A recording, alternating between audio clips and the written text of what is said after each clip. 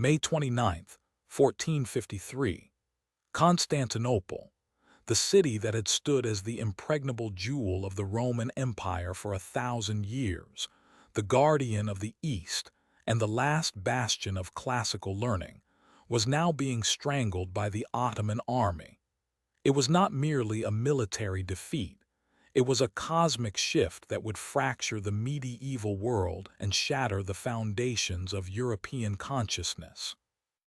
For centuries, the Byzantine Empire had acted as a fragile bridge, holding the torch of antiquity aloft while Europe slowly drifted into the fog of what later generations would mistakenly call the Dark Ages. But today, that bridge was burning.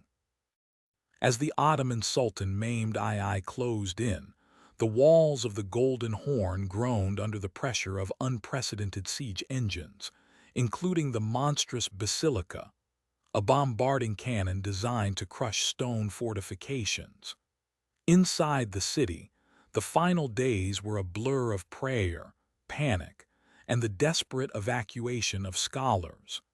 It is impossible to overstate the intellectual exodus that followed.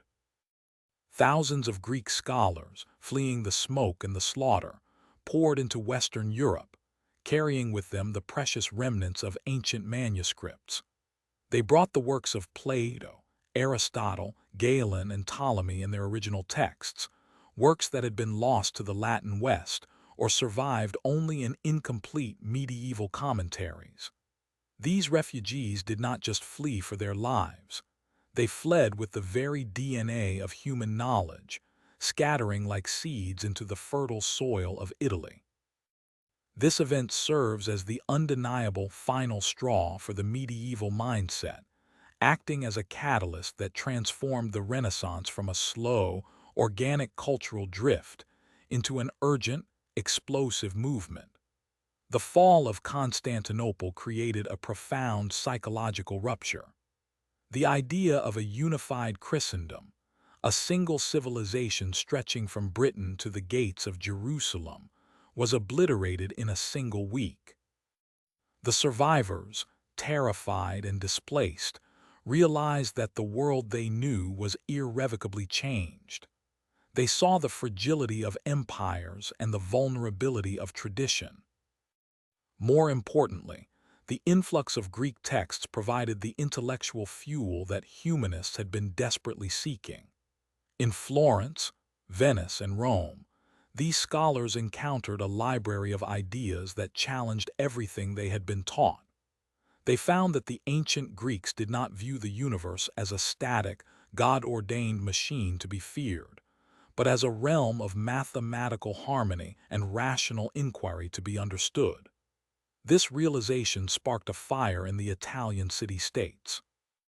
The wealth generated by trade with the Ottomans, combined with the intellectual shockwave of the refugees, created the perfect storm.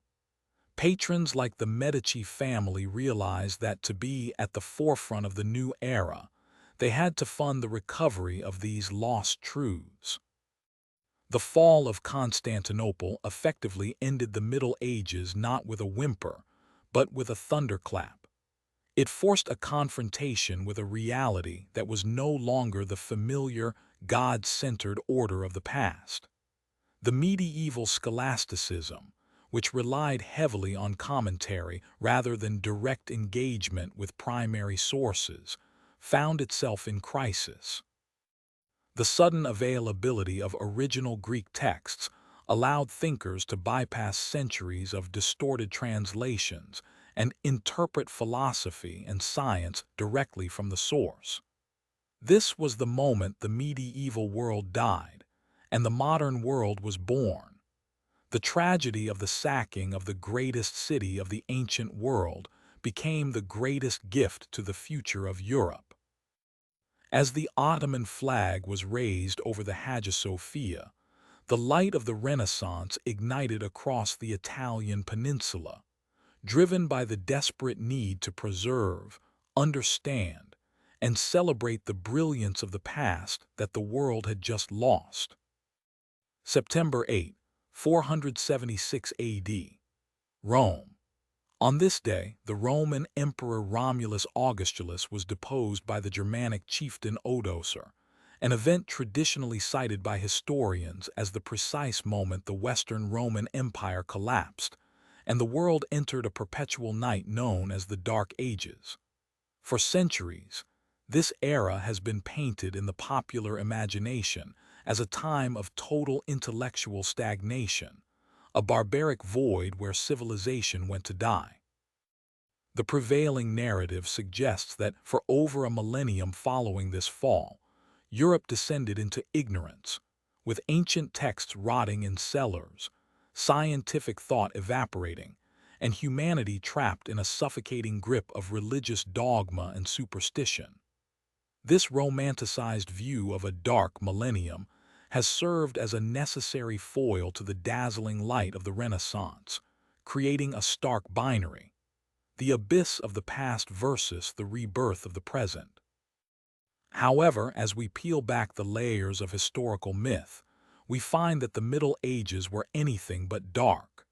To call it a dark age is a linguistic shortcut that obscures a period of profound complexity, resilience, and subtle innovation. While the centralized authority of Rome crumbled and urban life did indeed shrink in many regions, this was not a universal collapse of human potential. Instead, it was a transformation. The great classical libraries may not have been actively studied with the fervor of antiquity, but the seeds of preservation were sown elsewhere. Monasteries across Europe did not merely hoard knowledge in silence. They became the beacons of literacy, meticulously copying manuscripts by candlelight, ensuring that the works of Virgil, Cicero, and Aristotle survived the turmoil of the 5th century. The light of reason was not extinguished. It was simply diffused, burning steadily in the quiet scriptoriums of the North while the Mediterranean slept. Furthermore, the narrative of total intellectual deadness ignores the monumental leaps made in other fields. The Islamic Golden Age, which flourished concurrently with what Europeans called the Dark Ages, preserved and expanded upon Greek philosophy and science, translating works from Greek to Arabic, and then back into Latin centuries later. Simultaneously, Europe was laying the groundwork for its own scientific reawakening. The development of the numeral system, the adoption of the zero, and the invention of the mechanical clock were not rediscoveries of lost antiquity, but genuine inventions born within the medieval mind. The rise of universities in Bologna, Paris, and Oxford during the 12th century shattered the notion of a purely illiterate populace. These institutions fostered a rigorous culture of debate, logic, and inquiry that directly challenged the static authority of the Church, planting the very seeds of humanism that would later bloom in Florence. The Dark Ages myth also serves a specific psychological purpose. It makes the Renaissance feel more miraculous, like a sudden lightning bolt illuminating a pitch-black world. But history rarely works in such neat, dramatic flashes. The transition from the ancient to the modern was a slow, organic evolution. The intellectual curiosity of Petrarch, the father of humanism, was not a sudden invention but a rediscovery of a lost vein within himself and his contemporaries.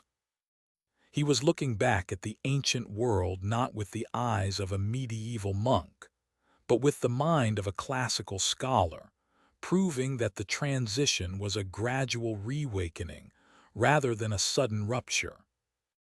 As we stand on the precipice of the true Renaissance, we must discard the idea that the preceding millennium was a wasteland. The Middle Ages were the soil in which the Renaissance roots took hold. They were a time of consolidation, of survival against overwhelming odds, and of quiet, determined preservation. The light of the Renaissance was not a fire started in a vacuum. It was kindled by the embers that refused to go out in the so-called dark.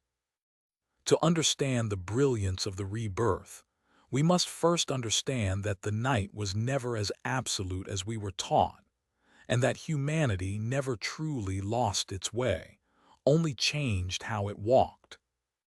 1494, Florence.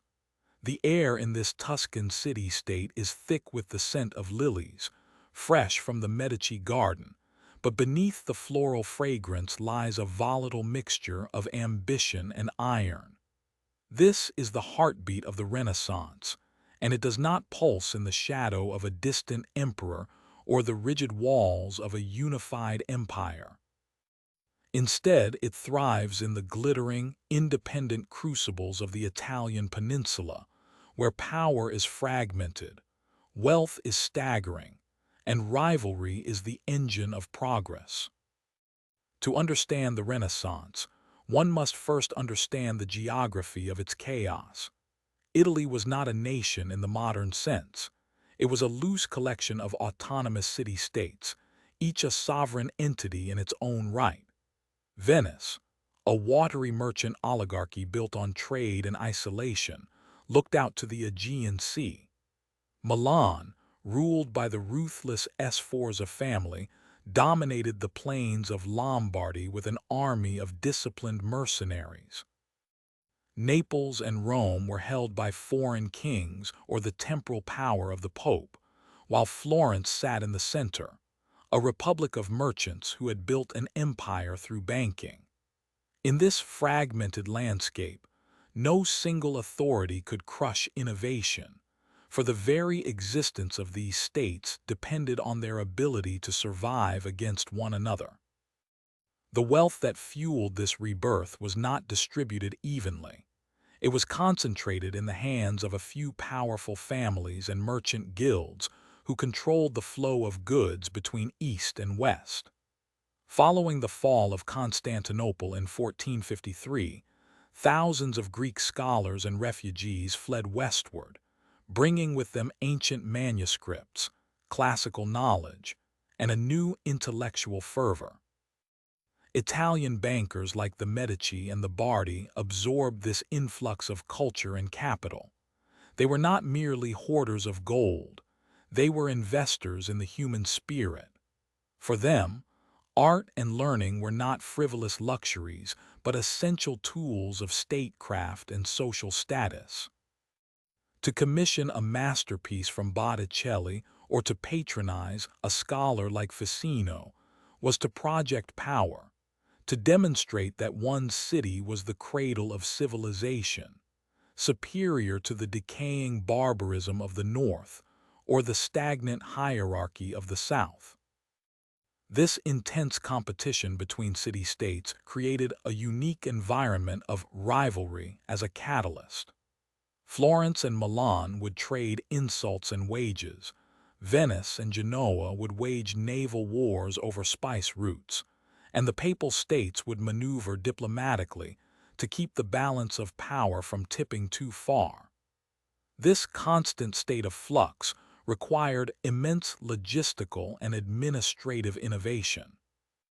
To outmaneuver a rival, a city had to build better roads, invent more efficient banking systems, and cultivate the brightest minds in Europe. The fear of being conquered by a neighbor drove the city-states to invest heavily in culture as a form of propaganda. A magnificent cathedral was not just a church. It was a billboard declaring the city's superiority. A stunning portrait of a condottiero was not just a painting. It was a claim to historical legitimacy. Yet this independence came at a cost.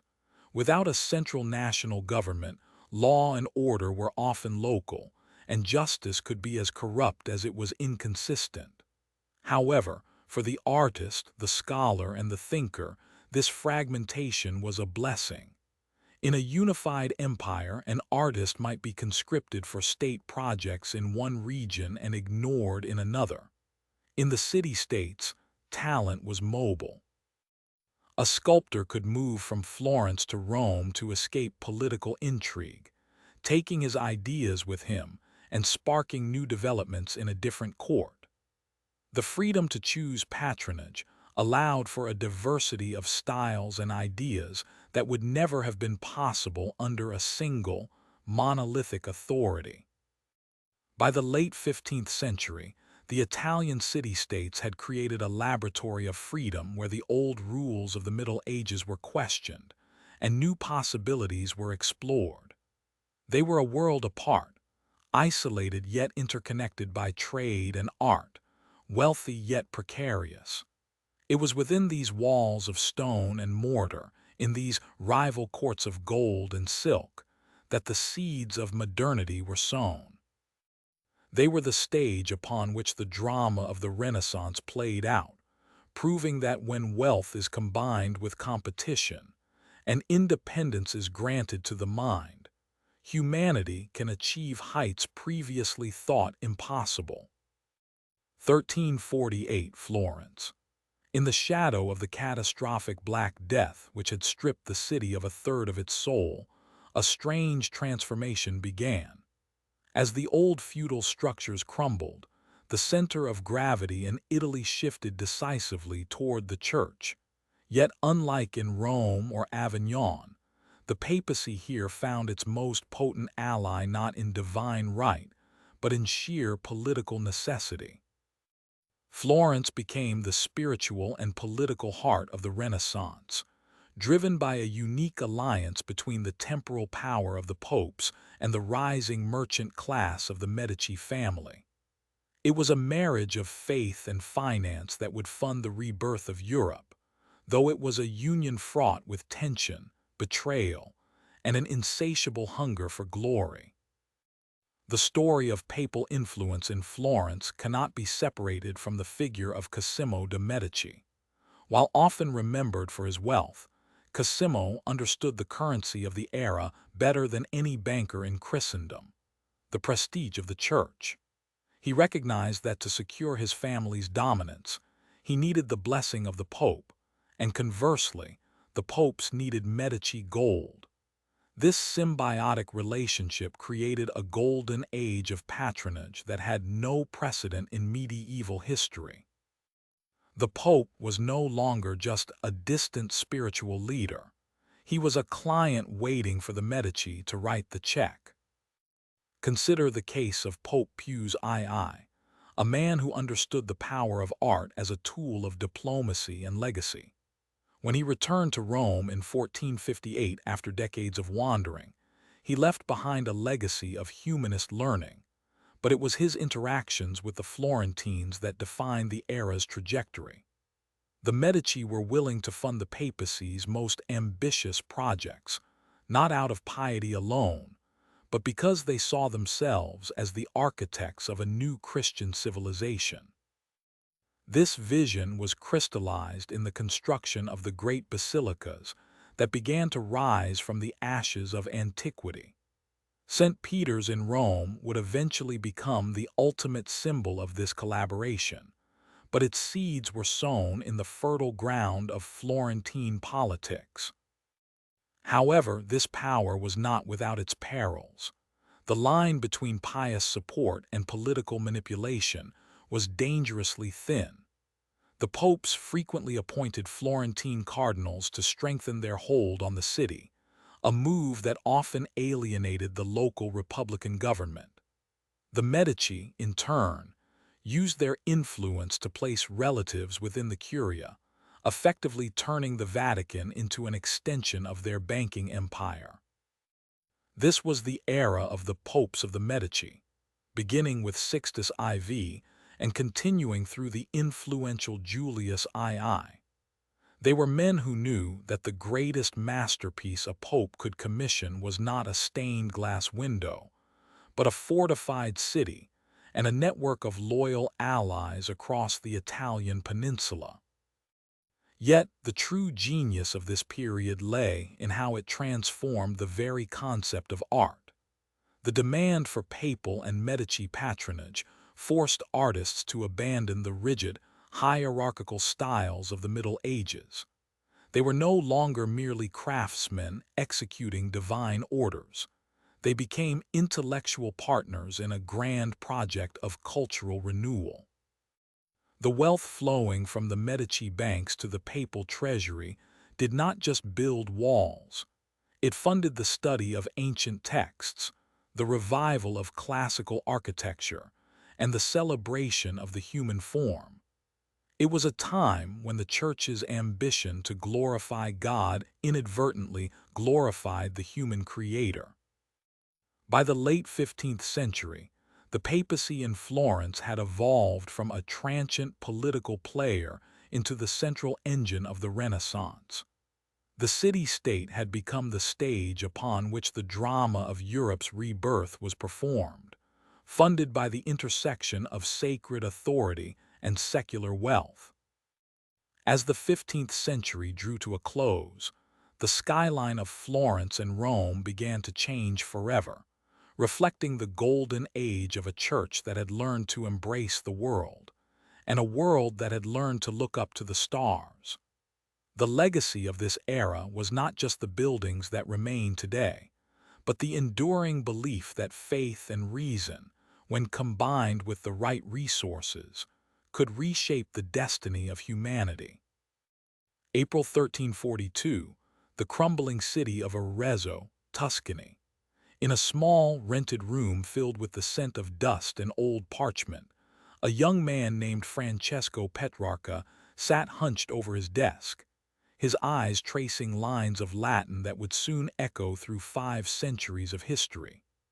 To the outside world, Petrarch was a man of modest means, a wandering scholar who lived by writing poems for lovers and selling his services to wealthy patrons. But to the intellectual spirit of Europe, he was about to become something far more monumental, the first true humanist and the father of the Renaissance itself. For over 1,000 years, since the collapse of the Western Roman Empire, the dominant worldview of Europe had been rigidly theological. The Middle Ages, or as it is often called, the Dark Ages, were an era where the soul's journey to heaven was the sole measure of human worth. The world was seen as a shadowy reflection of a divine plan, and the ancient wisdom of Greece and Rome was largely dismissed as pagan corruption or dangerous heresy. Knowledge was preserved not for its own sake, but to explain the mysteries of God. Yet, in this atmosphere of spiritual introspection, Petrarch began to ask a different question. He did not reject faith. Rather, he sought to rediscover the full potential of the human mind. Petrarch's genius lay in his dual nature. He was a man of deep piety who could weep at the sight of a cross, yet he was also a fierce lover of classical antiquity. While others burned pagan books, Petrarch hunted them. He traveled across Italy, begging, borrowing, and bartering to acquire lost manuscripts of Cicero, Seneca, Virgil, and Plato. He believed that these ancient texts held the keys to a better life, a life grounded in reason, rhetoric, and civic duty, rather than just blind obedience. When he finally unrolled a manuscript of Cicero's letters in 1345, he was reportedly moved to tears, realizing that the light of the Roman Republic had not been extinguished after all. This moment marked the birth of humanism, a philosophical stance that celebrated human dignity, potential, and agency within the framework of a Christian worldview. Petrarch coined the term Dark Ages himself to describe the centuries before him, a period he felt had been lost to ignorance. His mission was to illuminate the past so that the present could understand its own roots. He famously wrote in his letter to Cangrande that he did not want to be a man of the world, but a man who could think. He championed the study of the liberal arts, particularly grammar, rhetoric, and history, arguing that a well-educated person was essential for good governance and moral living. This was a radical shift. It suggested that humans were not merely vessels for divine grace waiting to be saved, but active participants in history capable of shaping their own destiny through reason and effort. His influence spread like wildfire, not through the power of the church, but through the power of his pen. Petrarch wrote in the elegant, polished Latin of Cicero, rejecting the clumsy, overly theological Latin of the scholastics. He inspired a generation of scholars in Florence, Bologna, and Paris to look back to the classics and forward to the future. He taught them that one could be deeply religious and deeply humanist simultaneously.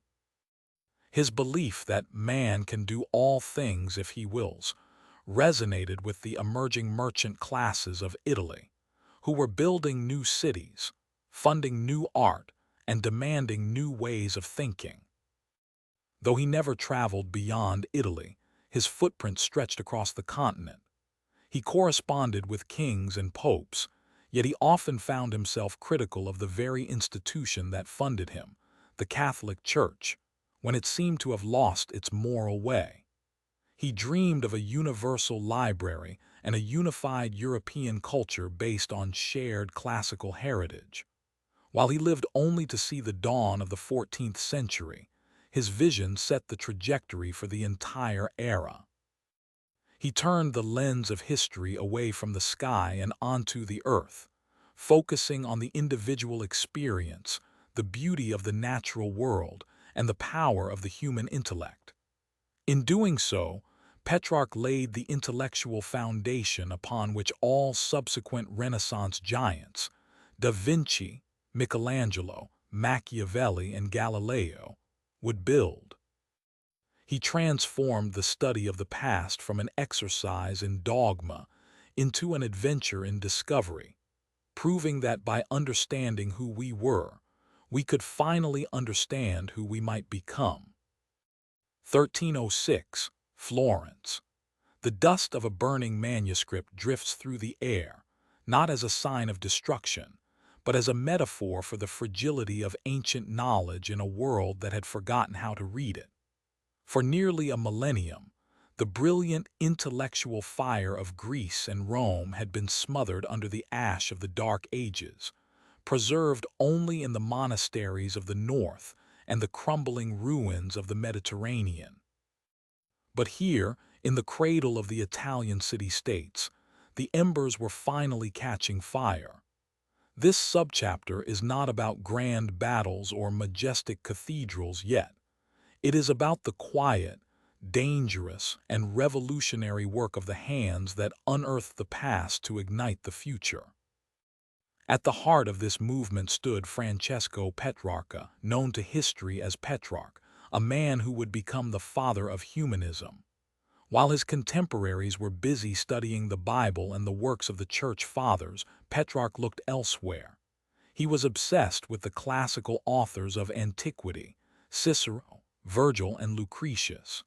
He didn't just want to know what they said, he wanted to feel what it was like to be them. To do this, he needed physical proof of their existence. He needed manuscripts.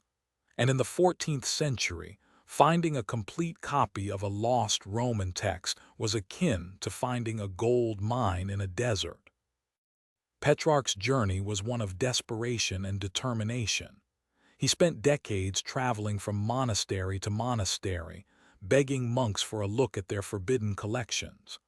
The monks, guardians of the faith but often illiterate in Latin, viewed these classical texts as heretical distractions. Petrarch, however, saw them as the keys to human dignity. He famously pleaded with a monk in Bologna, "I will not trouble you, but if you have the book of Cicero, let me see it." When the monk finally produced the dusty, leather-bound codex, Petrarch's reaction was one of pure ecstasy. He described the experience as hearing a voice from the distant past speaking directly to the soul, a voice that reminded humanity of its own potential. But Petrarch was a lone wanderer for a time. The true explosion of this movement required a new type of institution, the private library. In the 15th century, Wealthy merchants and popes began to realize that knowledge was the ultimate form of power. They stopped relying solely on monastic scriptoriums, where books were copied slowly and religiously, and started building their own collections. These were not just repositories of text, they were laboratories of ideas. The Medici family, though slightly later than Petrarch's peak, perfected this model. In Florence, their palaces became centers of scholarship where scholars from all over Europe flocked to study, copy, and debate. They hired scribes to transcribe ancient Greek and Latin works, often creating new editions that corrected errors made over centuries. This was the era of the return, but it was a selective return. They didn't bring back all of Rome, they curated the best of it. They sought the philosophy of Stoicism, the poetry of Horace, and the rhetoric of Cicero, believing these disciplines taught men how to live virtuous and active lives in the modern world. The impact of these rediscovered manuscripts was immediate and seismic. As these texts circulated in the hands of humanist scholars, they introduced a new way of thinking. The rigid, dogmatic structure of medieval scholasticism began to crack under the weight of classical skepticism and empirical observation. Cicero's emphasis on civic duty encouraged citizens to engage in politics and governance rather than passively accepting divine will. Virgil's idealized nature-inspired artists to look at the natural world with a new eye, paving the way for the botanical and zoological studies that would define the scientific revolution. Furthermore, the restoration of these classics necessitated a new standard of literacy. To understand the new books, one had to read better Latin, a purer version of the language used by the ancients, distinct from the evolving vernacular of the Middle Ages. This linguistic shift empowered individuals to think independently, to question authorities, and to formulate their own arguments. The library, once a quiet room of silence, became a buzzing hub of debate, where the voices of the dead were used to challenge the living. As we move forward in time, from the dusty monasteries of 1306 to the grand palazzos of Florence, the story of the Renaissance is fundamentally the story of these books. It is the story of how a few brave scholars dug through centuries of neglect to find the spark that would light up the modern world. Without the return of the classics, without the labor of the scribes and the vision of the patrons, there would be no Michelangelo, no Da Vinci, no Galileo. The Renaissance was not born in the studio or the battlefield. It was born in the library, on the page of a recovered manuscript, waiting to be read by someone brave enough to believe that humanity was still worth understanding. April 1440, Florence, Italy. The air in the Medici library is thick with the scent of decaying parchment and fresh ink, a stark contrast to the smoky, incense-heavy air of the medieval cathedrals that dominated the European skyline for nearly a millennium. Here, in the quiet hum of conversation, a revolution in thinking is taking place, not with the clash of swords or the ringing of church bells, but with the turning of a page.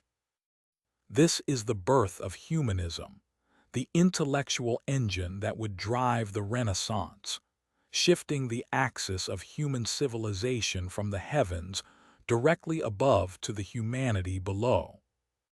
For centuries prior, the dominant worldview was theocentric. God was the absolute center of all existence, and the purpose of human life was to prepare for the afterlife. The body was often viewed with suspicion, a temporary vessel for a soul trapped in a fallen world, and reason was secondary to faith. However, as scholars like Petrarch had begun to dig through the dusty archives of monasteries, they rediscovered the writings of Cicero, Virgil, and Seneca. These ancient voices spoke of a different order, one where human potential, civic duty, and the capacity for joy were central to the divine plan. This was the crucial pivot, the realization that humans were not merely waiting for salvation, but were capable of creating it through their own actions. Defining humanism, therefore, is not simply a love of learning, though the asterisk studia humanitatis asterisk, grammar, rhetoric, history, poetry, and moral philosophy, was its curriculum. It was a profound declaration of dignity. It asserted that man is a microcosm of the universe, possessing a unique dignity that warrants respect, study, and celebration. Where the Middle Ages often emphasized the grotesque and the transient, humanism looked to the ideal, believing that through education and the cultivation of the mind, individuals could achieve moral perfection and greatness. It was an anthropocentric shift that did not reject God, but rather placed man at the center of the stage where God's glory was revealed. Central to this new philosophy was the power of reason. In a time of superstition and rigid dogma, humanists argued that the human mind was a tool capable of understanding the natural world through observation and logic, not just through revelation. They believed that truth was accessible to anyone who sought it with an open mind and a disciplined intellect. This trust in human reason fostered a spirit of inquiry that would eventually dismantle the authority of the ancient geocentric models and unlock the secrets of anatomy and astronomy. It transformed the artist from a mere craftsman into an intellectual, the scientist from a monk into an explorer, and the citizen from a subject into a participant in the life of the state. This philosophical shift manifested visibly in the art and architecture of Florence. The stiff, symbolic figures of the past gave way to individuals with weighty, realistic bodies, gazing out at the world with confident, individual expressions. The focus moved from the celestial to the earthly, from the monastic cell to the bustling marketplace. Humanism taught that the secular world was not a waiting room for the next life, but a theater of action where virtue could be practiced and beauty created. It championed the idea that a well-educated, virtuous life here on earth was the highest expression of human dignity. As the 15th century deepens, this definition of humanism spreads like wildfire through the network of Italian city-states. It is no longer just the province of a few scholars in a library. It becomes the cultural DNA of an era. By reawakening the mind to its own capabilities, humanism laid the groundwork for the scientific revolution, the expansion of global trade, and the rise of the individual as a distinct, valued entity. It was the moment humanity looked in the mirror and finally saw its own reflection, not as a creature waiting to die, but as a being destined to create, to reason, and to endure. The stage is set for the masters who will come, but the light is already on, illuminating the path of human potential. April 1478, Florence. The air in the Duomo was thick with incense and the murmur of prayer, but beneath the surface, a storm was brewing. It was in this volatile atmosphere that Lorenzo de' Medici, the man who would come to be known as Il Magnifico, or the Magnificent, rose not merely as a ruler, but as the undisputed guardian of the Renaissance spirit. Though he technically held the title of ruler of Florence, he was more of a diplomat and a patron than a tyrant.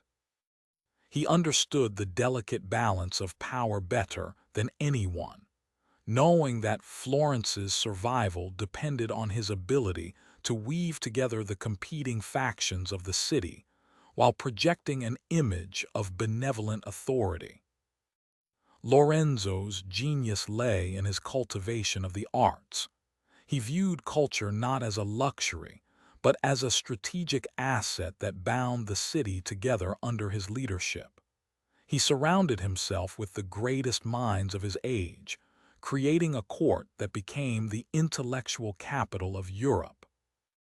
Under his protection, the humanist Lorenzo Valla debated theology, the mathematician Paolo della Torre explored the stars, and the poet Angelo Poliziano wrote verses that celebrated the revival of classical antiquity. But Lorenzo's most enduring legacy was his relationship with the artists. He was the patron who gave Leonardo da Vinci his first major commission, the mural of St. Anne, and who supported the young Sandro Botticelli. When Botticelli painted The Birth of Venus, it was Lorenzo who commissioned it, recognizing the power of pagan mythology to capture the human imagination in a way that rigid religious dogma could not. However, Lorenzo's reign was far from peaceful. He was constantly besieged by political conspiracies and external threats. The Pazzi conspiracy of 1478 remains one of history's most dramatic attempts on his life.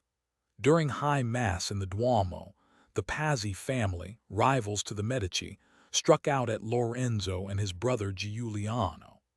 Giuliano was killed instantly, but Lorenzo survived, fleeing through the crowd with blood running down his face, miraculously escaping death. This traumatic event only hardened his resolve.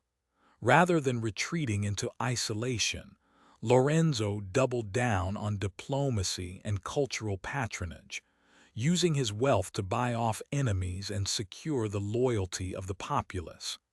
He proved that art and intellect could serve as a fortress stronger than swords. Yet, Lorenzo was also a realist who understood the necessity of violence when negotiation failed. He was not afraid to use the Medici private army to suppress rebellions, or to intervene in the politics of neighboring states to maintain a balance of power that favored Florence. He navigated the treacherous waters of the papacy, often acting as a mediator between the Pope and the kings of France, ensuring that Florence remained independent despite its vulnerability. His leadership style was a unique blend of soft power and hard politic, a duality that defined the High Renaissance in Italy. As the years passed, Lorenzo's reputation grew from a powerful banker and politician to a cultural icon. He was the man who kept the lights on in Florence when darkness threatened to consume Europe. He died in 1492, just as Christopher Columbus set sail for the New World. His death marked the beginning of the end for the Medici dominance and the twilight of the Renaissance in Florence. The city plunged into chaos, and the stability he had cultivated crumbled. Yet the legacy of Lorenzo lived on in the thousands of manuscripts he copied, the works of art he commissioned, and the intellectual climate he fostered. He was the magnificent because he believed that the strength of a state was measured not by its armies, but by its mind, its art, and its capacity to nurture the human spirit. In Lorenzo, the Renaissance found its perfect embodiment, a man who wielded immense power to create something beautiful, ensuring that the light of classical wisdom would shine brightly for generations to come. January 1482, Florence.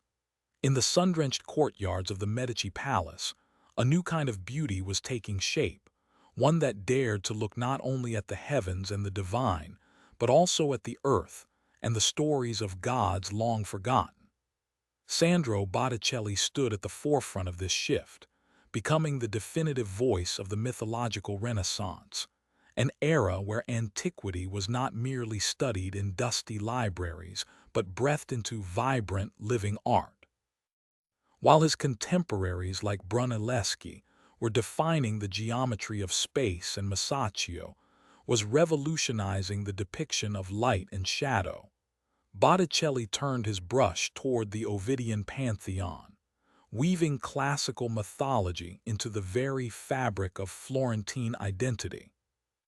Sandro, born in 1445, began his career in the workshops of the greats, absorbing the lessons of Fra Filippo Lippi and Masaccio before finding his own path. He was a man of deep piety, yet he was commissioned by the most secular of patrons, the Medici family, particularly Lorenzo il Magnifico. This patronage was the crucible for his most famous works. Lorenzo, a fervent humanist who saw in the ancients the seeds of a new civic morality, commissioned Botticelli to illustrate the lives of the gods. In doing so, he transformed the very concept of mythology from a pagan superstition into a vehicle for Neoplatonic philosophy. To the Medici circle, the gods of Olympus were not distant, cruel deities but allegories for human virtues, wisdom, and the idealized nature of humanity itself. This philosophy reached its zenith in Primavera and the birth of Venus Asterisk, the two masterpieces that have captured the imagination of the world for centuries. Painted around 1482 and 1486 respectively, these works are not religious scenes in the traditional sense. Instead, they are visual symphonies of classical myth, populated by figures from Ovid's Asterisk Metamorphoses Asterisk. In Primavera Asterisk, the goddesses Flora, Chloris, and Venus dance in a grove of blossoming trees, flanked by Mercury and the three Graces. There is no altar, no cross, no biblical narrative. Yet the spiritual intensity is undeniable. Botticelli infused these mythological figures with a profound sense of grace and emotion, suggesting that the pursuit of beauty and the harmony of nature were paths to the divine. Similarly, the birth of Venus depicts the goddess emerging from the sea foam, blowing in the wind, waiting to be carried ashore by Zephyrus. It was a shocking image for the time, celebrating a pagan goddess in a setting devoid of Christian iconography. Yet, within the Medici court, it was the ultimate celebration of humanism. Venus represented the soul of man, emerging from the chaos of nature to find civilization and beauty. Botticelli's genius lay in his ability to capture the line with such purity, and the drapery with such flow that the figures seemed to dance off the panel. He prioritized the spiritual essence of the myth over anatomical precision, creating a style that was often criticized as linear by later historians like Vasari, who preferred the volumetric realism of the High Renaissance. However, Botticelli's journey did not end in mythological celebration. As the political winds shifted with the rise of Savonarola and the fire that would become known as the bonfire of the vanities, the artist returned to his roots. The same hand that painted the serene Venus later wept the anguished faces of the asterisk Last Judgment asterisk. But it is his mythological period that defines the mythological Renaissance, proving that the era was not just a revival of art, but a total reimagining of how humanity understood its place in the cosmos.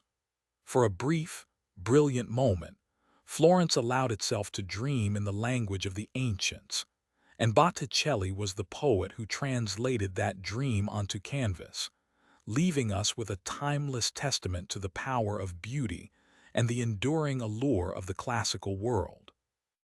January 14, 1420, Florence, Italy. The year is 1420, and the air in the Tuscan city is thick with the scent of marble dust, wet stone, and the anxious energy of a city-state desperate to reclaim its glory. While poets and philosophers were busy debating the nature of man, a quiet revolution was beginning in the realm of vision. It all started with Filippo Brunelleschi, a goldsmith by trade who had spent years lost in the ruins of antiquity, measuring the Pantheon and studying the complex geometry of the Roman world. He had grown tired of the flat, two-dimensional world depicted on paintings, where figures seemed to float without substance, disconnected from the ground they stood upon. Brunelleschi believed that the world possessed a true, measurable depth, and he was determined to capture it. The catalyst for this breakthrough was not a philosophical treatise, but a physical challenge: the construction of the dome for the Cathedral of Santa Maria del Fiore. The cathedral's crossing was an architectural nightmare.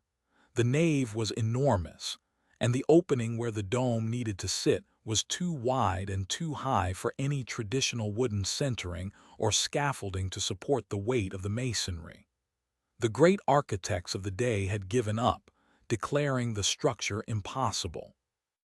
But Brunelleschi saw not a failure of engineering, but a canvas for a new kind of thinking. To build the dome, he first had to understand how the world itself was constructed in three dimensions. In the spring of 1415, Brunelleschi unveiled his discovery to a stunned crowd of artists and scholars.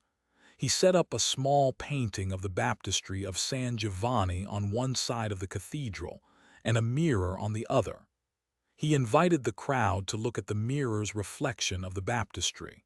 He asked them to identify which image was real and which was a painting. Without hesitation, they all pointed to the mirror. The reflection showed the baptistry receding into the distance with convincing depth. The painting, however, remained flat. Then Brunelleschi changed the angle of the mirror and repeated the test.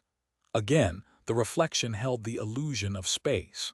When he flipped the images, the crowd finally realized the truth. The painting was not depicting the scene with accuracy, while the mirror was reflecting the true, three-dimensional world. He had discovered the mathematical rules of linear perspective. But Brunelleschi did not stop at theory. He immediately put his discovery to the ultimate test: the dome itself. His genius lay in realizing that the complex curvature required to span the massive gap of the cathedral could be solved using the same geometric principles that governed human vision. He abandoned the traditional ribbed structure that relied on heavy wooden supports.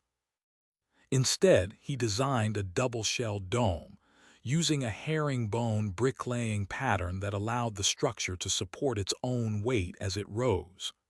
There were no wooden centerings to collapse.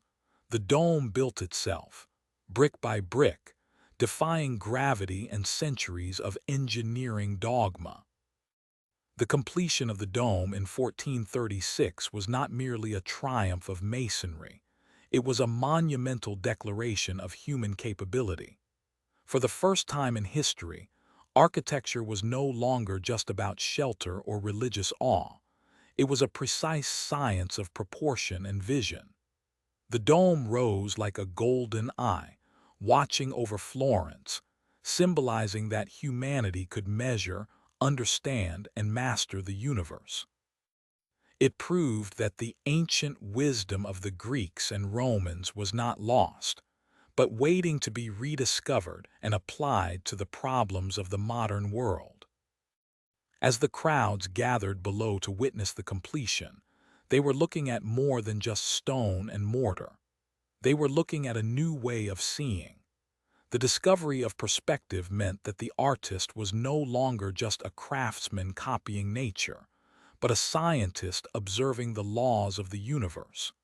It shifted the focus from the divine mystery of God's light to the tangible, measurable reality of the world created by man. Brunelleschi's dome stood as the physical embodiment of the Renaissance spirit, the belief that through reason, observation, and mathematics, humanity could reach heights previously thought impossible.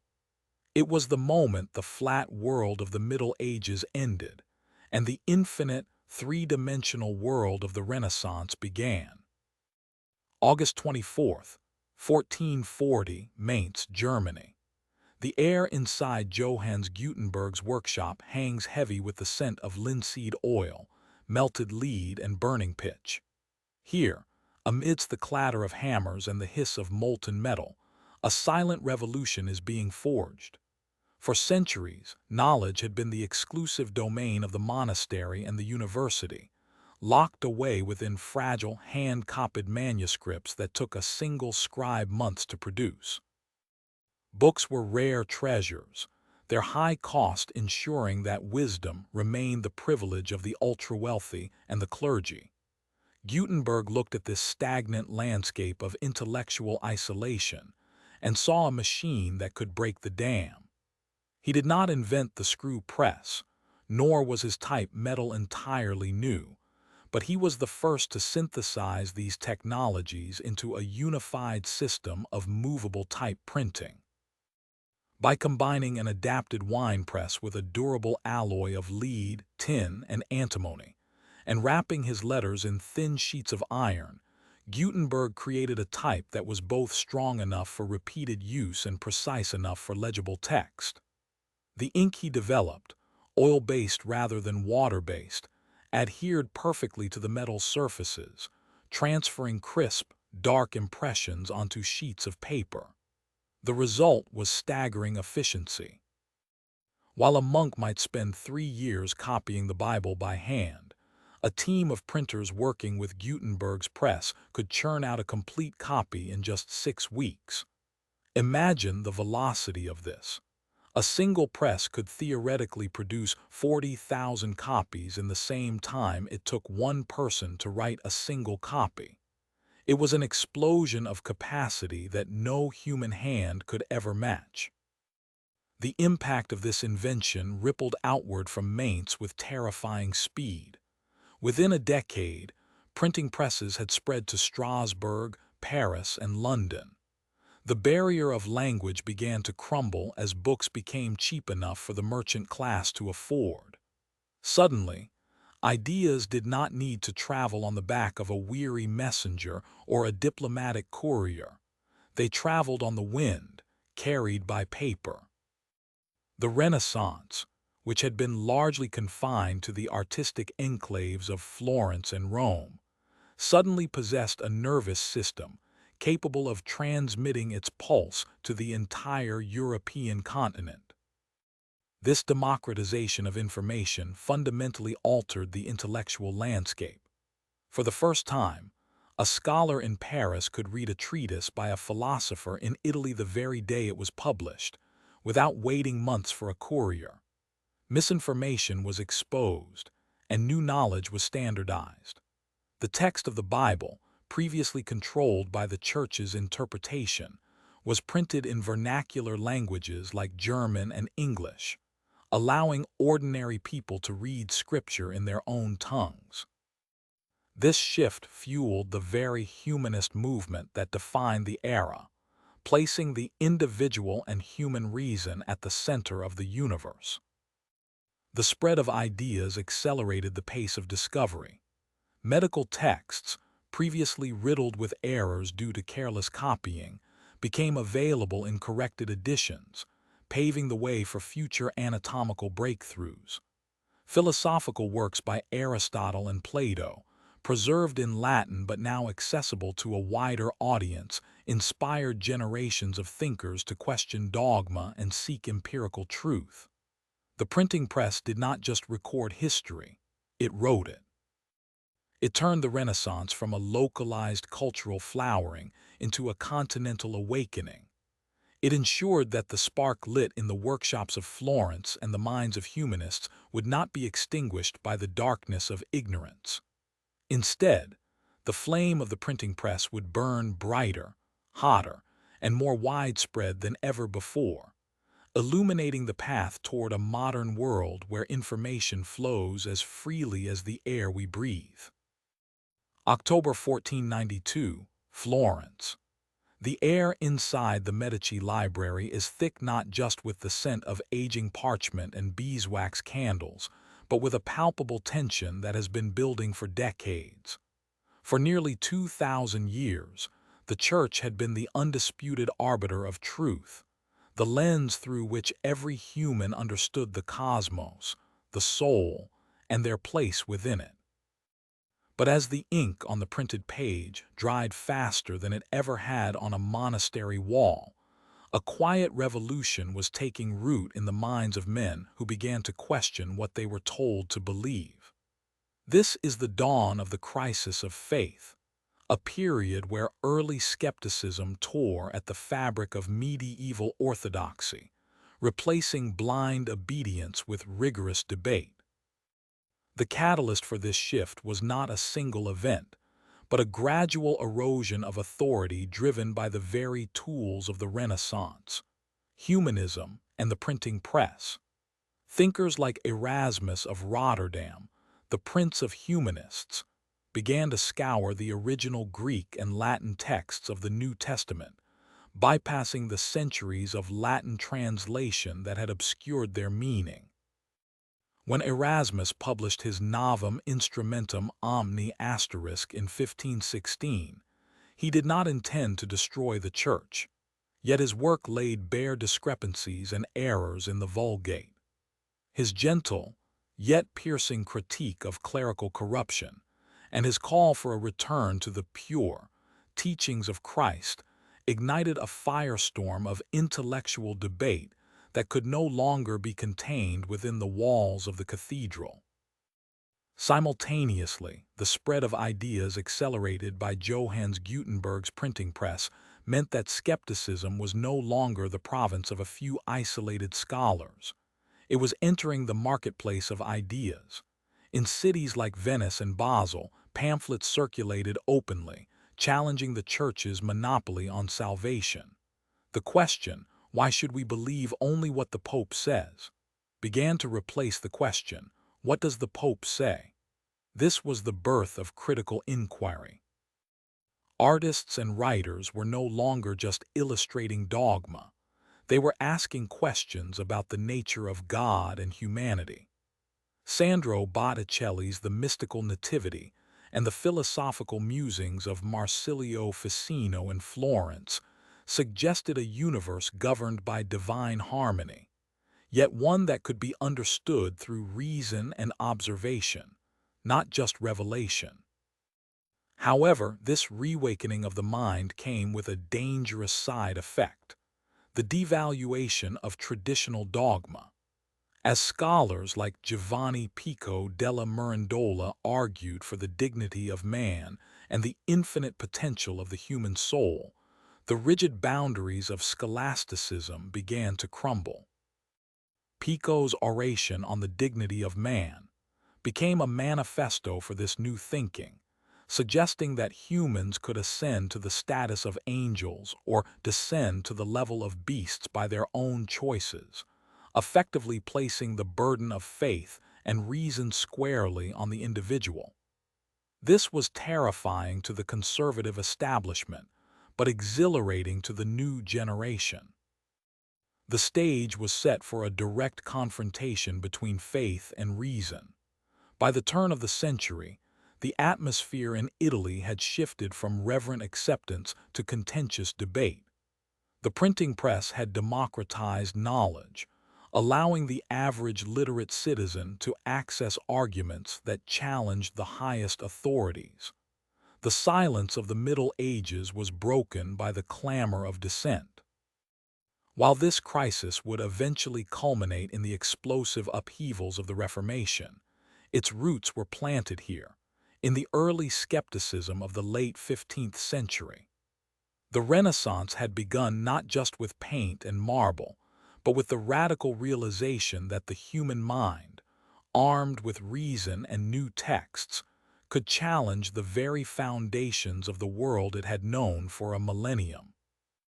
The era of unquestioning belief was ending, giving way to an age where the most dangerous thing a man could think was a new idea. August 1508, Rome. The air in the papal court was thick not just with the scent of incense and wet stone, but with the heavy, suffocating tension of a man who had spent his entire life painting and was now being forced to paint a ceiling. Pope Julius II, a warrior pope with a temper as volatile as his ambitions, had summoned the reluctant Michelangelo. The project was ostensibly a fresco, but the scope was colossal: the ceiling of the Sistine Chapel. It was a task that would test the limits of human endurance and redefine the very concept of artistic genius. For 4 grueling years, Michelangelo labored in a cramped, ladder-bound prison of his own making. He did not have the perfect vantage point of a sculptor. He was forced to lie flat on his back, looking up at the vaulted ceiling, his head suspended in a cloud of dust and plaster. To make matters worse, the Pope was not a patient patron. He frequently visited the site, only to criticize the slow progress, demanding that the artist return his focus to sculpture and the tomb of Julius. Michelangelo, famously prickly and insecure, hated the idea of being an artist in the painting sense, viewing himself primarily as a sculptor. Yet, trapped by the weight of the papacy and the expectations of history, he remained. He began to paint not with the delicate grace of the high Renaissance's early ideals, but with a raw, muscular fury that would shock the conservative clergy of the day. The result was a visual narrative of biblical prophecy that transformed the chapel from a space of worship into a theater of human drama. Michelangelo abandoned the flat, golden backgrounds of medieval art and the serene idealism of his earlier works. Instead, he filled the ceiling with the Sistine School, a group of prophets, sibyls, and ancestors of Christ, rendered with terrifying anatomical precision. These figures were not soft.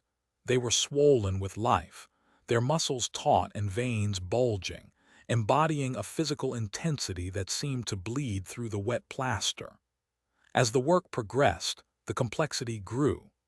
He painted the ignudi, nude youths who held up the decorative bands, their bodies a celebration of male beauty that bordered on the erotic, and the 9 scenes of Genesis, culminating in the creation of Adam. It was in that central scene that Michelangelo captured the essence of the Renaissance spirit, the moment of divine connection.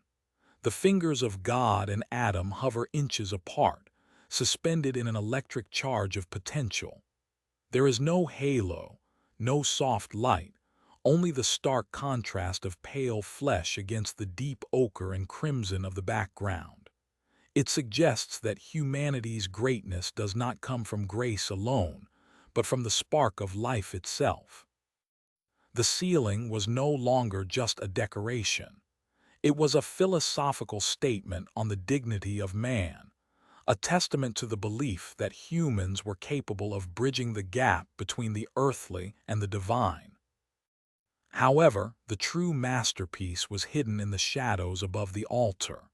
When the Pope finally declared the ceiling complete in 1512, he ordered Michelangelo to paint the altar wall. Michelangelo refused. He argued that painting on a vertical surface was impossible without distorting the figures. It was only after a heated confrontation and a threat to his life that he agreed to the commission. The result was the Last Judgment, a chaotic, swirling vortex of 2,000 souls rising from the dead to be judged by Christ. Unlike the ordered, harmonious ceiling, the wall was a depiction of apocalypse, reflecting the growing religious turmoil of the early 16th century. It was so controversial that Michelangelo was forced to paint the Sistine Madonna in the pendentives to appease the critics, covering up the chaotic nude figures below with clouds. The Sistine Chapel stands as the ultimate monument to the High Renaissance, a place where the human mind dared to reimagine the heavens. It was Michelangelo's struggle against time, physical pain, and artistic doubt that produced a work that remains unmatched. Today, millions stand on the floor of the chapel, gazing up at the wet, crumbling plaster, feeling the weight of 5 centuries of history pressing down upon them. They see not just a pope's command, but the vision of a man who looked up and saw the infinite potential of the human form. In the silence of that room, The Renaissance is not just remembered, it is witnessed. May 1503, Florence. In a sun-drenched room overlooking the Arno River, Leonardo da Vinci sits before a blank panel of wood. He is not merely painting a scene, he is capturing the very soul of the High Renaissance. As the most celebrated artist of his time, Leonardo is often viewed through the lens of his masterpiece, the Mona Lisa asterisk, yet his true legacy lies far beyond the canvas. He was a man who refused to be categorized, a figure so vast that history struggles to contain him within a single discipline. He was an artist who understood the mechanics of the universe, an engineer who dreamed of machines centuries before their time, and a scientist who observed nature with a rigor that would not be matched until the Enlightenment. Leonardo's genius was not static, it was dynamic, driven by an insatiable curiosity that blurred the lines between observation and imagination. Unlike his contemporaries who sought to idealize the human form, Leonardo sought to understand its construction. He dissected over 30 human cadavers, studying the flexion of muscles, the pulse of the heart, and the flow of blood with a level of detail that was revolutionary. His anatomical drawings were not just medical texts. They were works of art that revealed the divine order hidden within the biological machinery of life. He saw the human body as a landscape, the lungs as wind instruments, the bladder as a water storage tank, proving that art and science were two sides of the same coin. This dual mastery is most vividly displayed in his codices. These massive, leather-bound volumes are not simple notebooks. They are chaotic yet brilliant repositories of human knowledge. Filled with mirror writing, intricate sketches, and cryptic notes in his unique chiaroscuro script, the codices document everything from the flight of birds to the design of war machines, from the irrigation of canals to the theories of hydraulics. In these pages, Leonardo did not just record what he saw, he projected what he could be. He sketched flying machines powered by flapping wings, conceptualized tanks and self-propelled cannons, and designed a helicopter-like aerial screw. While many of these designs remained theoretical due to the technological limitations of the 15th and 16th centuries, they were undeniably visionary. They stand as testaments to a mind that operated decades ahead of its era, constantly challenging the boundaries of the possible.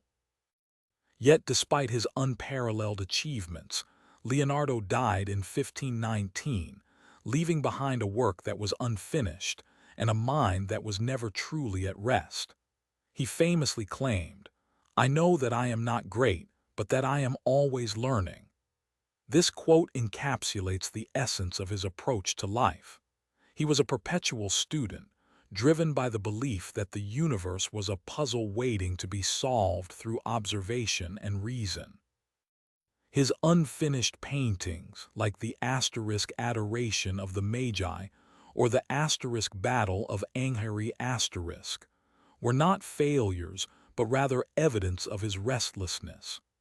He was often absent from his own works, constantly distracted by new questions or experiments that beckoned his attention. The tragedy of Leonardo is also his greatest triumph. He represents the ultimate high Renaissance ideal, the asterisk polymath asterisk.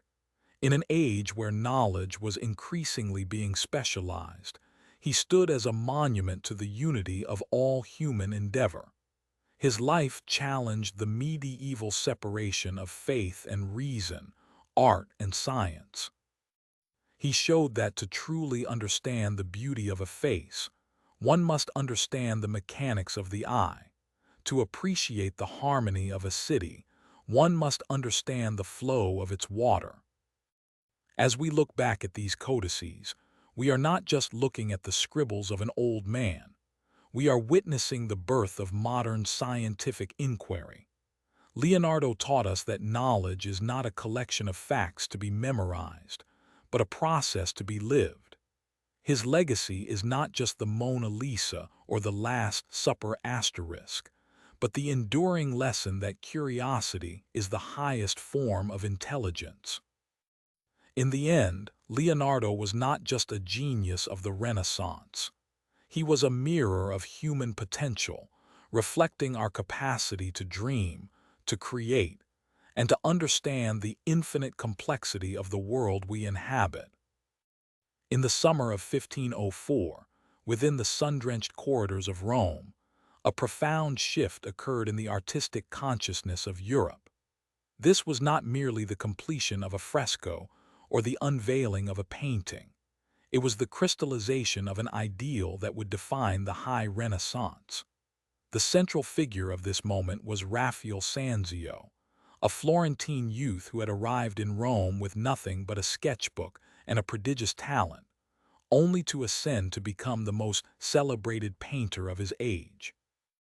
While Michelangelo wrestled with the tortured, monumental forms of the Sistine Chapel and Leonardo da Vinci dissected the complexities of the human soul, Raphael pursued a different path, the harmony of proportion. For him, beauty was not found in chaos or extreme emotion, but in mathematical order, serene balance, and the perfect synthesis of nature and classical antiquity. Raphael's approach to art was deeply rooted in the humanist belief that the universe was governed by divine geometry.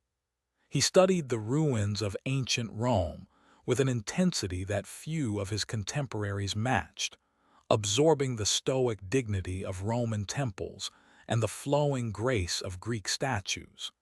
He believed that the greatest art should reflect this cosmic order. His masterpiece, the Asterisk School of Athens Asterisk, painted between 1509 and 1511 in the Stanza della Signatura of the Vatican, stands as the ultimate testament to this philosophy. In this vast fresco, Raphael did not depict a specific biblical scene or a single historical event. Instead, he constructed an architectural stage that served as a metaphor for the convergence of all human knowledge. The composition is a masterclass in perspective and proportion, drawing the viewer's eye down a central vanishing point that aligns perfectly with the feet of the two central figures, Plato and Aristotle. Plato, pointing upward to the heavens, represents the world of forms and ideal truth, while Aristotle, gesturing horizontally toward the earth, signifies the study of the physical world. Their placement is not arbitrary. Their bodies are constructed with idealized proportions derived from ancient canons, creating a sense of timeless stability. Surrounding them are other greats of antiquity, Pythagoras, Euclid, and Ptolemy, engaged in debates that mirror the intellectual fervor of the Renaissance. Yet, what truly distinguishes Raphael is his ability to make this encyclopedic gathering feel intimate and harmonious. Unlike the crowded, frenetic energy of some earlier works, Raphael's figures move with a rhythmic grace. They are spaced with mathematical precision, their gestures echoing one another in a visual conversation that never feels forced. This sense of harmony extended to Raphael's treatment of light and color. He developed a unique technique where soft, diffused light seemed to emanate from within the figures themselves, washing them in a golden glow that enhanced their ethereal quality. This luminosity was not just an aesthetic choice. It was a theological statement. In a world torn apart by political strife and religious turmoil, Raphael offered a vision of peace through order. He understood that proportion was the language of God, and by mastering it, the artist could bridge the gap between the mortal and the divine. His later works, such as the Sistine Madonna Asterisk, continued this pursuit, featuring the Raphael smile, a subtle upturn of the lips that suggested a serene acceptance of fate, born from a life lived in alignment with universal laws. Raphael's legacy lies in his demonstration that art could be both intellectually rigorous and emotionally accessible. He proved that the ancient world's obsession with symmetry and proportion was not dead, but rather the key to unlocking the beauty of the present. His work in Rome during these pivotal years set a standard that would influence generations of artists, from Correggio to Ingres, reminding them that the highest form of creativity is the creation of balance. As the camera pans across the finished frescoes of the Vatican, the silence of the room speaks volumes. It is a silence of perfect equilibrium, a testament to the idea that in the midst of the Renaissance's chaotic rebirth, Raphael found the quiet, enduring truth of harmony. In the year 1506, in the heart of Rome, a singular vision began to pierce the smog of the Eternal City, marking the definitive turn of the High Renaissance. Donato Bramante, a man whose career had traversed the courts of Milan and the shadow of Raphael's predecessor, stood before the crumbling remains of old St. Peter's Basilica. For centuries, the papacy had struggled with the site, a massive brick complex that had survived since the 4th century. It was a building of functional necessity, not divine aspiration. Yet, as the first decade of the 16th century dawned, Pope Julius II made a bold declaration that would echo through history. The old church was to be razed, and a new cathedral of unprecedented scale and grandeur was to rise in its place. This was not merely a construction project. It was a theological and political manifesto, a desire to manifest the glory of the Roman Empire and the authority of the Church in stone and mortar. Bramante stepped into this void with an architect's mind intoxicated by the ruins of antiquity. He had spent his early career studying the collapsed temples of Pompeii and the surviving columns of the Roman Forum, learning that the Greeks had sought perfection through proportion and the Romans through engineering might. Now, he sought to synthesize these two traditions. His initial design was radical, almost audacious. He rejected the long, narrow basilical plan that had defined Christian worship for over 1,000 years. Instead, he proposed a massive centralized plan, a Greek cross surrounded by a colossal dome. This was the architectural realization of the Renaissance ideal, the circle as a symbol of heaven, the dome representing the vault of the sky, and the central space embodying the unity of the Christian faith. The construction of this new St. Peter's was to become the greatest architectural enterprise in Western history. Bramante envisioned a structure so vast that the people could feel their smallness in the face of divine order. His plan called for 4 massive octagonal piers, each 32 meters in diameter, to support the pendentives that would transfer the weight of the immense dome to the ground. This engineering feat required a precision and confidence that bordered on the mystical. Bramante believed that the dome should be visible from every point within the city of Rome, a constant reminder of the Church's presence and power. He famously told his patron, "It is the most important work that can be done for the glory of God and the honor of the Church." However, the path to completion was fraught with the very political instability that defined the era. Bramante died in 1514, his masterpiece only partially realized, the foundations dug but the soaring dome still a distant dream. His vision would be inherited by Michelangelo, Raphael, and finally Donato Bramante's own pupil, who would eventually complete the dome in the 16th century, though not exactly as Bramante had sketched it. Despite the changes, the core of Bramante's genius remained. the centralization of the sacred space.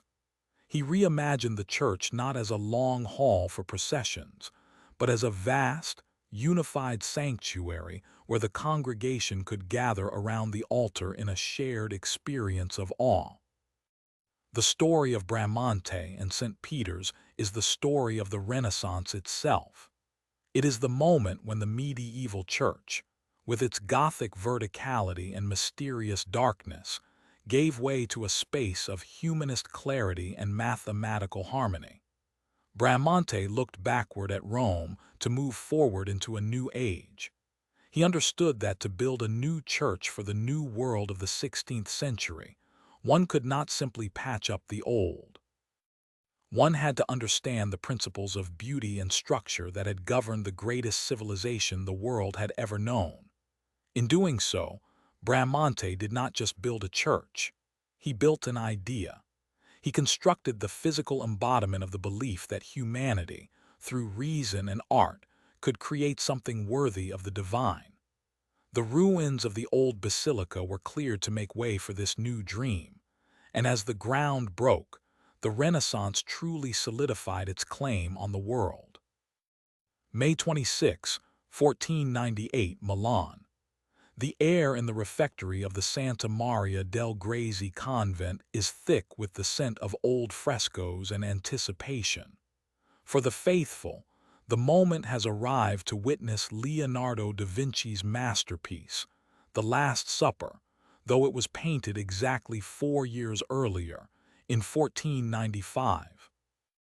This is not merely a depiction of a religious event.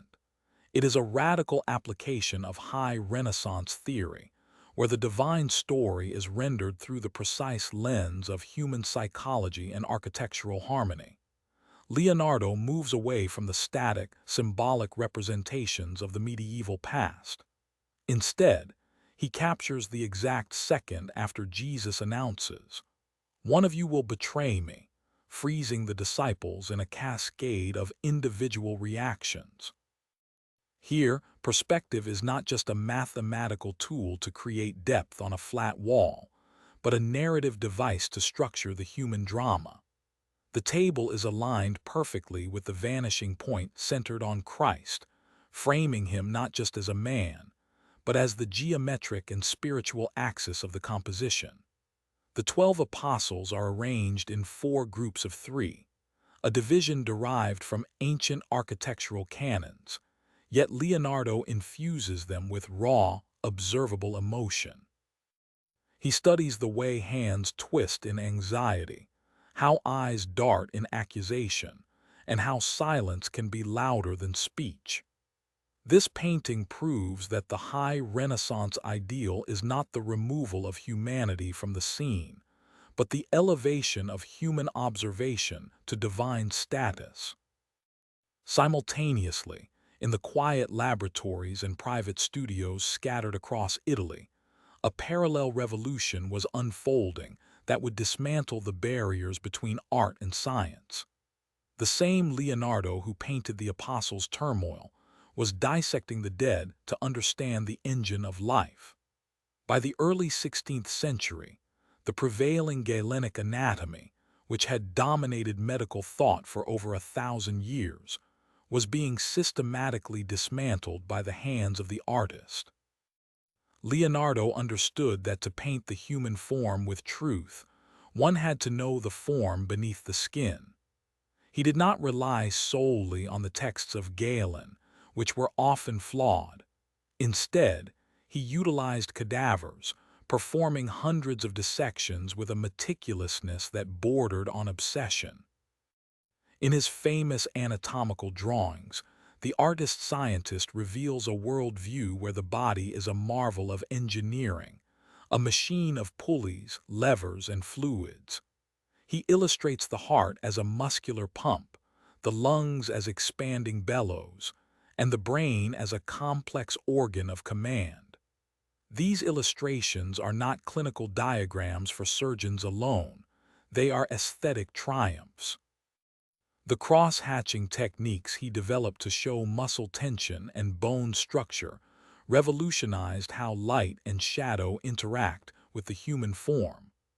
This fusion of art and anatomy encapsulates the core spirit of the High Renaissance, the belief that the study of the physical world is the path to understanding the divine order. Leonardo's notebooks, filled with swirling notes and sketches of the fetus in the womb or the dissection of the skull, demonstrate that there is no separation between the creator and the created. To understand the creator, one must first understand the creation. The legacy of this period is profound. The Last Supper taught Europe that art could be a window into the human soul, while Leonardo's anatomical studies laid the groundwork for modern medicine by insisting on empirical observation over blind faith in ancient authority. Together, they represent the zenith of the era, where the boundary between the spiritual and the material, the artist and the scientist, dissolved into a singular pursuit of truth. In Milan and Florence, the world was learning to see itself with a clarity that would not be fully matched until centuries later. The High Renaissance was not just a style of painting or building. It was a new way of thinking, one that placed the human mind, capable of reason and observation, at the very center of the universe. April 1506, Rome. The air inside the Sistine Chapel hangs heavy with the scent of linseed oil and wet plaster. For nearly 2 decades, the world had gazed upward, awestruck by the soaring arches of Bramante and the celestial figures of Michelangelo. The High Renaissance was defined by a specific, intoxicating dream, the belief that the world could be understood through perfect, immutable geometries, and that the divine was best expressed through idealized, flawless forms. But as the century turned toward 1510, the light began to shift. The golden haze of idealism started to crack, revealing the gritty, textured reality beneath. This transition was not a sudden rupture, but a slow, deliberate evolution in how artists perceived their subject matter. Previously, the human figure was a vessel for spiritual truth, sculpted to represent an eternal standard of beauty rather than a fleeting moment in time. Muscles were rendered as classical columns, drapery as falling water, and emotions as archetypal symbols. However, a new generation of masters began to turn their gaze from the heavens back to the earth. They stopped painting what they thought beauty asterisk should look like, and started painting what beauty actually looked like. Take Leonardo da Vinci, who had spent his later years in Rome. While his youth was consumed with the idealized angels of the asterisk Last Supper, his final decades were obsessed with the mechanics of life itself.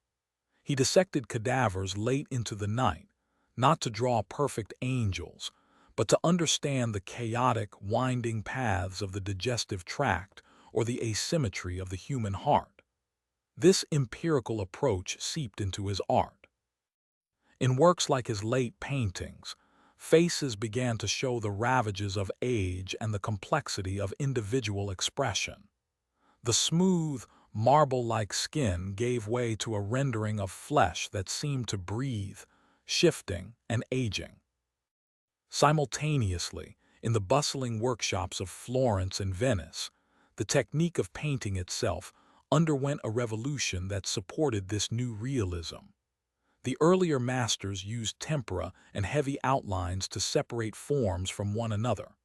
Now, the introduction of oil painting and advanced glazing techniques allowed for asterisk sfumato asterisk, the subtle smudging of boundaries between light and shadow. This eliminated the hard edges of idealism. A hand no longer looked like a static sculpture placed onto a canvas. It looked like a hand emerging from a sleeve, with veins pulsing just beneath the skin and fingernails, reflecting the ambient light of the room. The subject matter shifted alongside the technique. The religious narratives remained, but the context changed. Where once the background was a generic, heavenly void or a stylized landscape, artists like Titian and Tintoretto began to populate their scenes with specific, observable details. They painted the folds of actual Renaissance clothing, the textures of stone and wood, and the random, imperfect placement of objects. The world was no longer a stage set designed for divine perfection. It was a chaotic, sensory experience to be observed and recorded. By 1520, the era of pure idealism had largely receded. The artists of the High Renaissance had laid the foundation of modern science, proving that observation could yield truer results than ancient theory. They had bridged the gap between the spiritual abstraction of the Middle Ages and the empirical rigor of the modern age.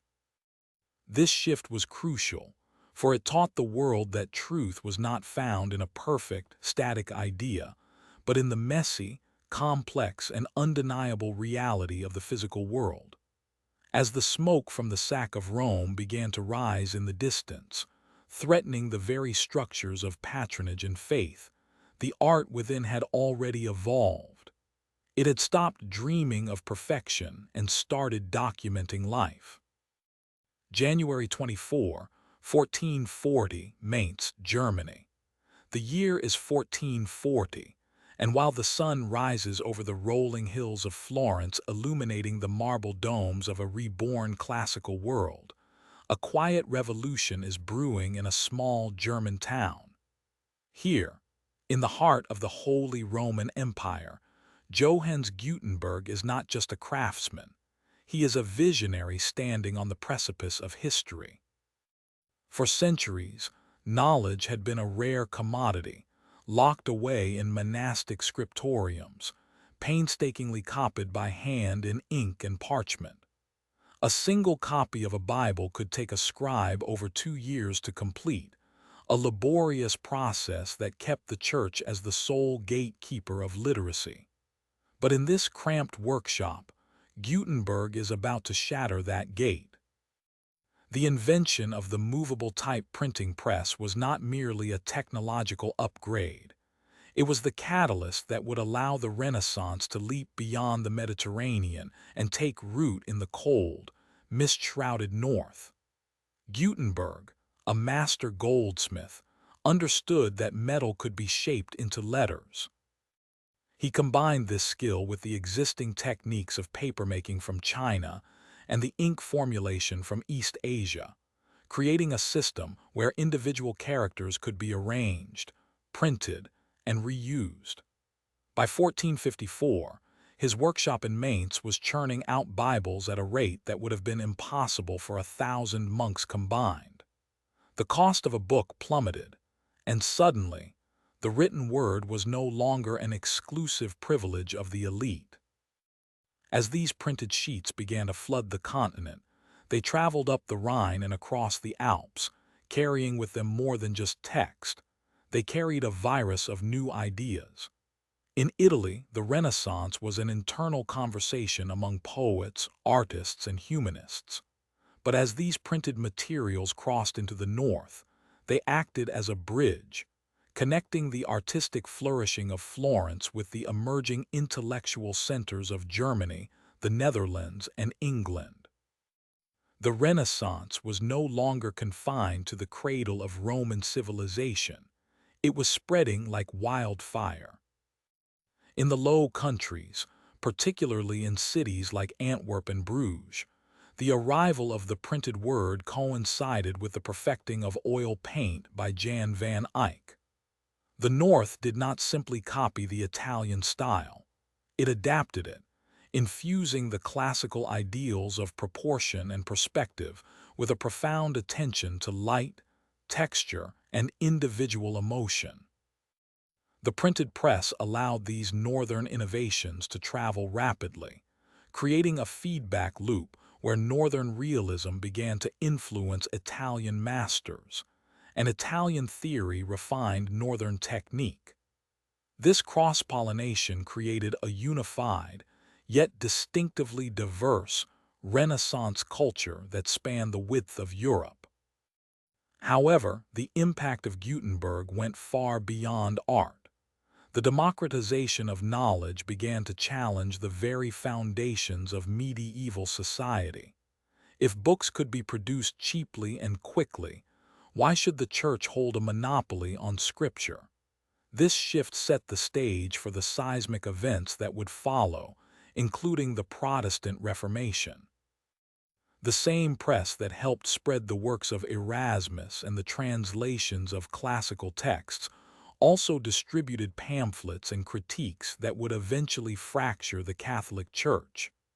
The idea was no longer contained within the walls of a cathedral. It was now in the hands of a merchant's apprentice, and a common farmer.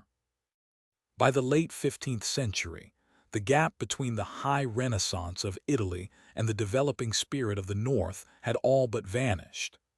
The Alps, once a formidable barrier dividing cultures, had become a conduit for a shared European consciousness.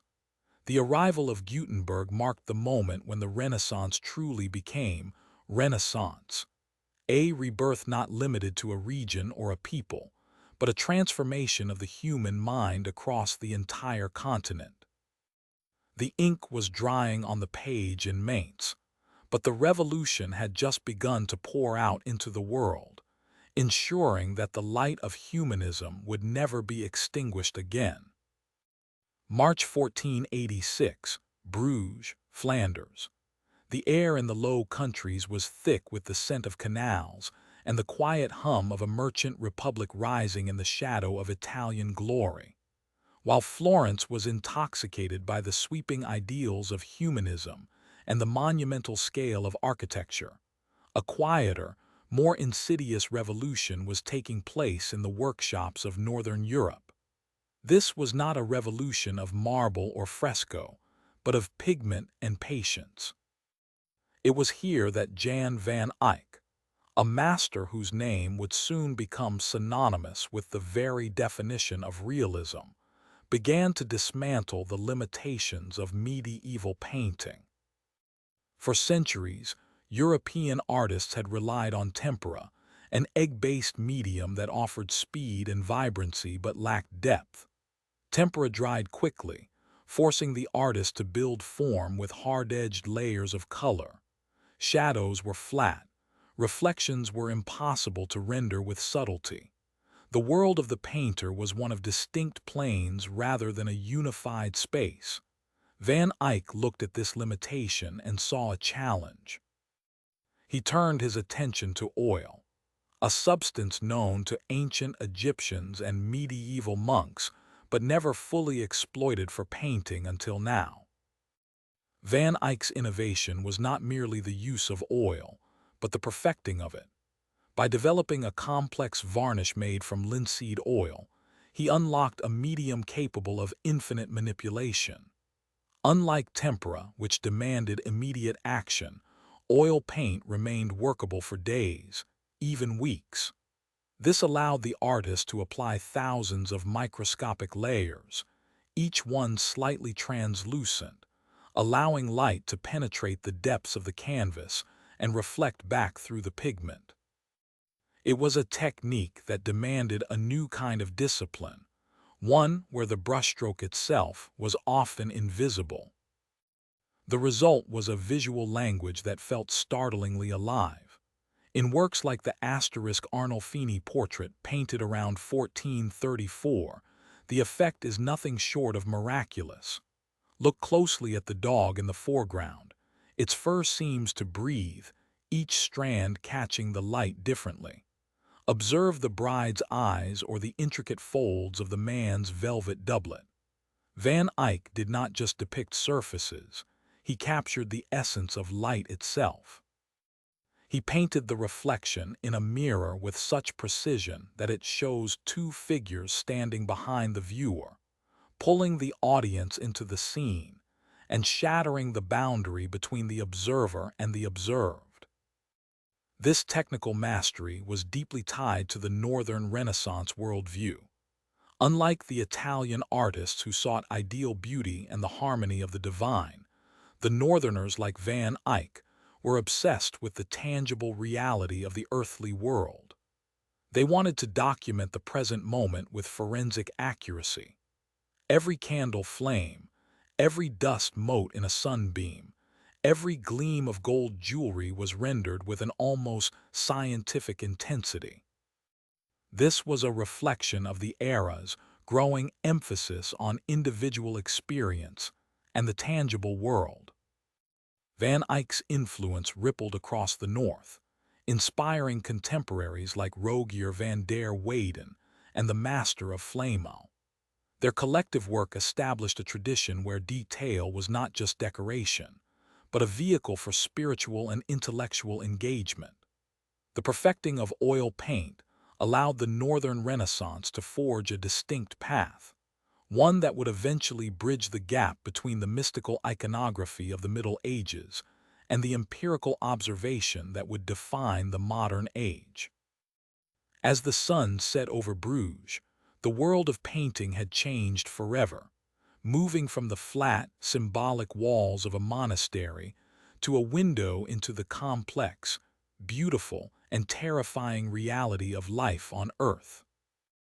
April 1500, Nuremberg. The air in this bustling German city was thick with the smell of ink, woodcut blocks, and the promise of a new kind of art. For centuries, the cultural divide between the Mediterranean warmth of the Italian Renaissance and the cool, rigorous logic of the North had been a chasm. But here, in the workshops of the North, a young man named Albrecht Dürer was beginning to bridge that gap, dragging the soul of Italy into the heart of Germany. Born in 1471, Dürer was not merely an artist. He was a polymath, a mathematician, and a theorist who understood that art was not just about copying nature, but about understanding the divine order underlying it. While his contemporaries in Florence were obsessed with the idealized human form, Dürer looked at the world with an intensity that bordered on scientific obsession. He traveled south to Venice in 1494 and 1505, seeking the secrets of the masters. He studied the vibrant color palettes of Bellini and the anatomical precision of Mantegna. Yet, unlike the Italians who often draped their figures in drapery to hide their muscular truth, Dürer embraced the raw, skeletal power of the human body. He saw the hand, not just as a vessel for gesture, but as a complex machine of bone and tendon, a revelation that would change how the world saw its own limbs. His masterpiece, Adam and Eve, painted in 1507, stands as the definitive proof of his synthesis.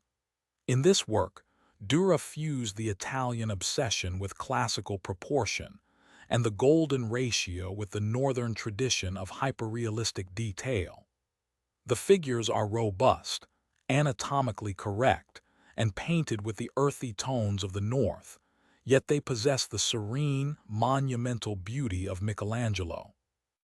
Dürer had taken the mathematical theories of Pacioli and applied them to woodcut, creating images that could be mass-produced and viewed by merchants and peasants alike, not just the elite in papal chapels.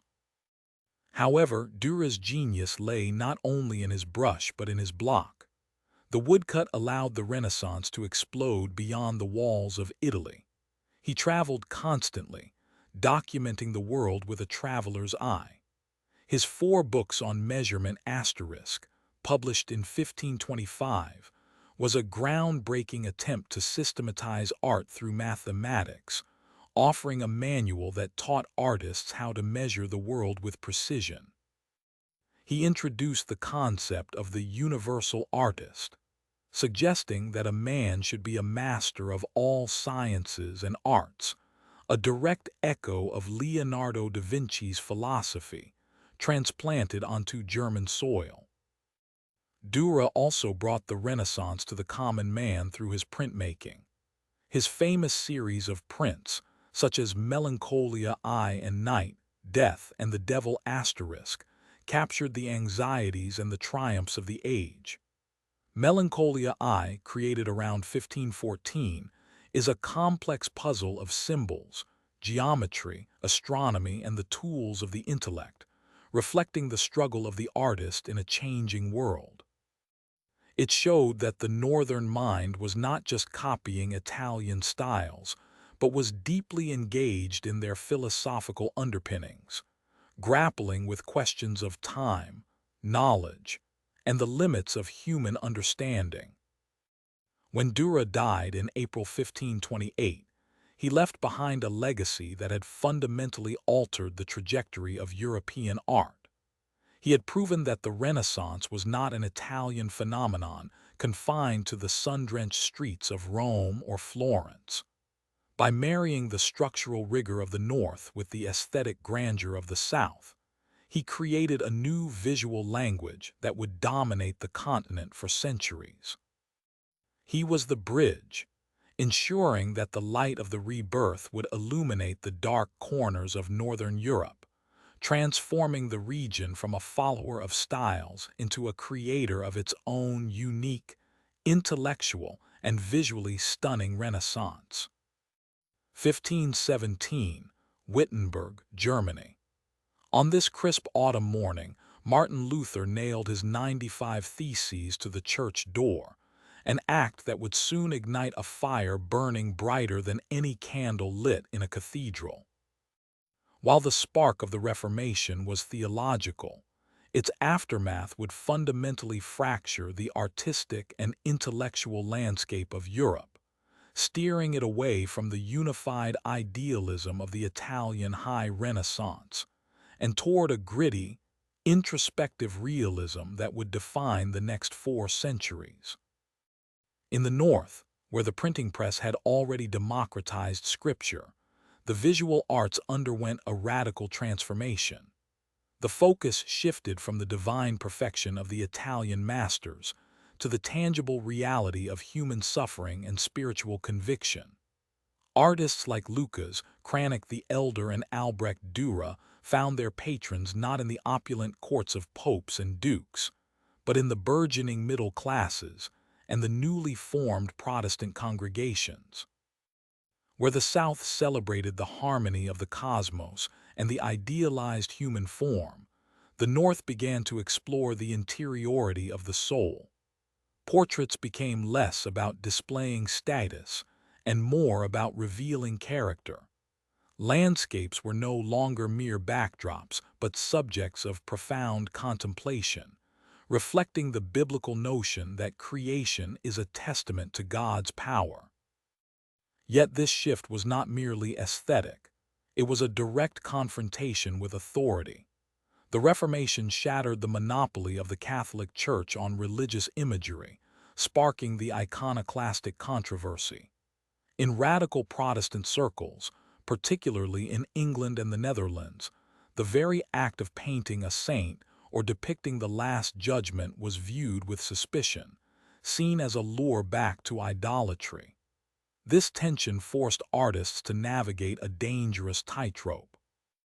In the Catholic South, the Counter-Reformation, codified in the Council of Trent, demanded that art be clear, emotionally stirring, and doctrinally correct to combat the allure of Protestantism.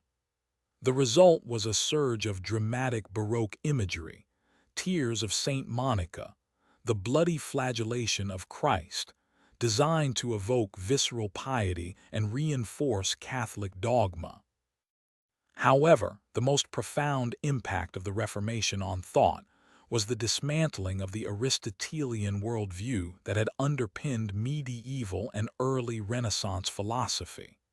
If the Bible, translated directly into vernacular languages by figures like Tyndale and Luther, was the sole authority, then the scholastic logic of the universities lost its grip. This liberation of the mind paved the way for a new kind of inquiry. If the Church's interpretation of nature was flawed, perhaps the nature itself could be observed directly. This skepticism, born in the fires of religious debate, quietly fueled the seeds of scientific revolution. The same individuals who debated predestination and salvation began to question the geocentric models of the universe and the anatomical errors of Galen. The Reformation also fractured the patronage system that had driven the Renaissance for centuries. With the dissolution of monasteries and the redistribution of church lands, particularly in England under Henry VII, the massive flow of capital toward great public monuments and masterpieces dried up. The grandiose projects of Bramante and Raphael, which relied on the unified vision of a universal church, became obsolete in a fragmented Europe. Art retreats from the public square to the private parlor. In the Netherlands, where Calvinism took hold, the depiction of religious scenes was largely abandoned, replaced by intimate domestic interiors, still lifes, and genre scenes that reflected the sober, pragmatic values of the new mercantile society. Ultimately, the Reformation did not end the Renaissance. It bifurcated it. It killed the dream of a unified Christendom and a single artistic language. In its place, Europe emerged as a continent of competing truths, where art and thought became vehicles for individual expression, political commentary, and scientific discovery.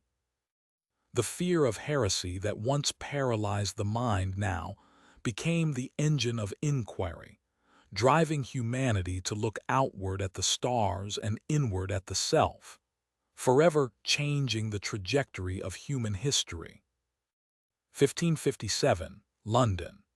In the smog-choked alleyways of the city of London, the air hangs heavy with coal smoke, yet it buzzes with a different kind of energy. This is the heart of the Elizabethan stage, a crucible where the spirit of the Renaissance is being forged not in marble or oil paint, but in wood and words. While the Italian masters were perfecting the dome and the fresco, the English were reconstructing the soul of humanity through theater. As the 16th century turns, the stage becomes the first true public forum of the modern age, a place where the divine and the earthly collide in real time. William Shakespeare stands at the precipice of this cultural explosion, though his own career begins a generation later in the mid-1590s. To understand him, one must first understand the stage he inherited. The great hall of the aristocracy was dying, replaced by the public playhouses. Here, in places like the Globe, built in 1599, the barrier between ruler and ruled dissolved. It was a radical concept for a time when the church and the crown demanded silence and obedience. Instead, the stage offered a mirror to society. It was a space where peasants and nobles sat together, separated only by a rope and a penny, united by the laughter and weeping of a tragic hero. The Renaissance mindset, that belief in the boundless potential of human nature, finds its most powerful vessel here. In the hands of a playwright like Shakespeare, the stage ceases to be mere entertainment. It becomes an experiment in psychology. Before him, characters were often static types: the foolish fool, the villainous tyrant, the chaste maiden. Shakespeare shatters these molds. He creates complex, contradictory figures who think, doubt, and evolve. In Hamlet asterisk, the prince is not just a seeker of revenge. He is a man paralyzed by the burden of knowledge and the corruption of the human heart. In Othello asterisk, jealousy is not a simple plot device, but a corrosive force that unravels a man of noble stature.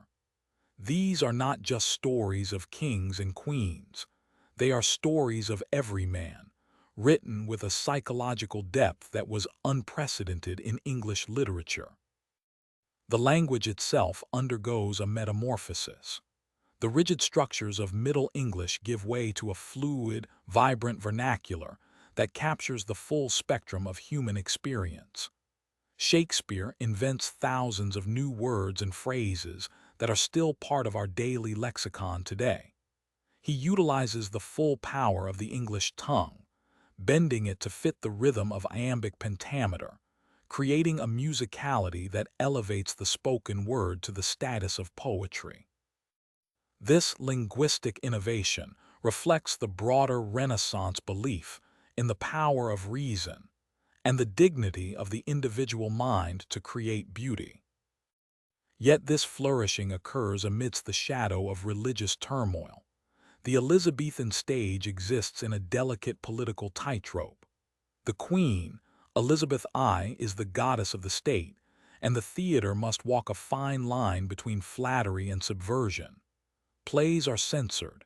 Actors are often viewed with suspicion by the clergy as minstrels of the devil, and themes of usurpation are heavily scrutinized. Paradoxically, this pressure forces the artists to be more subtle, more profound. They encode their deepest truths in metaphor and allegory, turning the stage into a secret society of ideas, where the unspoken is often louder than the spoken. As the light of the high Renaissance fades in Italy, the flame of humanism burns brightest in the English theaters. Shakespeare and his contemporaries, Marlowe, Johnson, Webster, take the tools of the old world and remake them into instruments of modern inquiry. They explore the nature of power, the fragility of love, and the inevitability of death. They do not offer easy answers, but they insist on the question itself. In doing so, they fulfill the Renaissance promise that through the exercise of human creativity and intellect, we can understand our world and our place within it. By the time the curtain falls on the Elizabethan era, the foundation of the modern world has been laid. The theater is no longer a place for mythic archetypes, but a laboratory for human possibility. It is in these wooden O, under the stars of London, that the Renaissance truly graduates from the realm of art into the realm of modern consciousness, leaving an imprint on culture that would resonate for centuries to come. 1478, Ghent. The air in the bustling Flemish city carries the scent of wet wool, river mud, and the crisp, sharp odor of drying oil paint. Here, far from the marble sun-drenched streets of Rome, the Renaissance is not born in the shadow of ancient ruins, but rises from the hard, pragmatic soil of merchant guilds and civic duty. This is the heart of civic humanism in the Low Countries, a movement where the revival of classical learning is inextricably bound to the public good. While Italian humanists debated the glory of the individual and the perfection of the human form, their counterparts in the North turned their gaze outward, asking how education and art could serve the community. The engine of this transformation was commerce. The Low Countries were the financial arteries of Europe, and the wealthy merchant class, led by families like the Verbruggen and the Baudouin, rejected the idle leisure of the Italian nobility. For them, humanism was not a hobby for the elite but a tool for governance. They believed that a virtuous citizen was one who understood history, rhetoric, and law, enabling them to participate actively in the administration of their cities. This civic aspect transformed the Renaissance from a purely aesthetic pursuit into a political philosophy. It was a rejection of the medieval separation of clergy and laypeople, asserting that a merchant could be a scholar and a civic leader simultaneously. This shift manifested most visibly in the patronage of art. In Florence, Michelangelo painted for the Pope. In the Low Countries, artists worked for the city councils. The most striking example is the asterisk adoration of the Magi asterisk by Hugo van der Goes, commissioned by the Brotherhood of Our Lady in Bruges. It was not just a religious image, it was a public statement of communal piety and civic pride. The painting was massive, intended to be seen by thousands, reflecting the belief that art belonged to the people, not just the church. The artists themselves, often part of these religious brotherhoods which also functioned as guilds, blended religious devotion with a keen observation of the natural world. Jan van Eyck, decades prior, had laid the groundwork for this with his hyper-realistic oil paintings, capturing the texture of a fur collar or the reflection in a window glass with a precision that said, "The material world is worthy of study." The intellectual core of Northern humanism was distinctively practical. In Ghent, the humanist George of Trapezuntus and later, the polymath Erasmus, who would eventually settle in the region, emphasized the study of the classics as a means to improve society.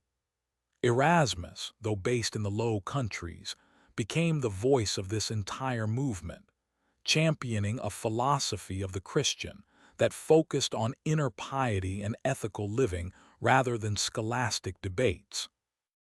His works were printed in massive numbers thanks to the Gutenberg press, spreading rapidly across the region. This created a literate public sphere where merchants and burghers could debate morality, law, and governance. The legacy of civic humanism in the Low Countries was a unique hybrid.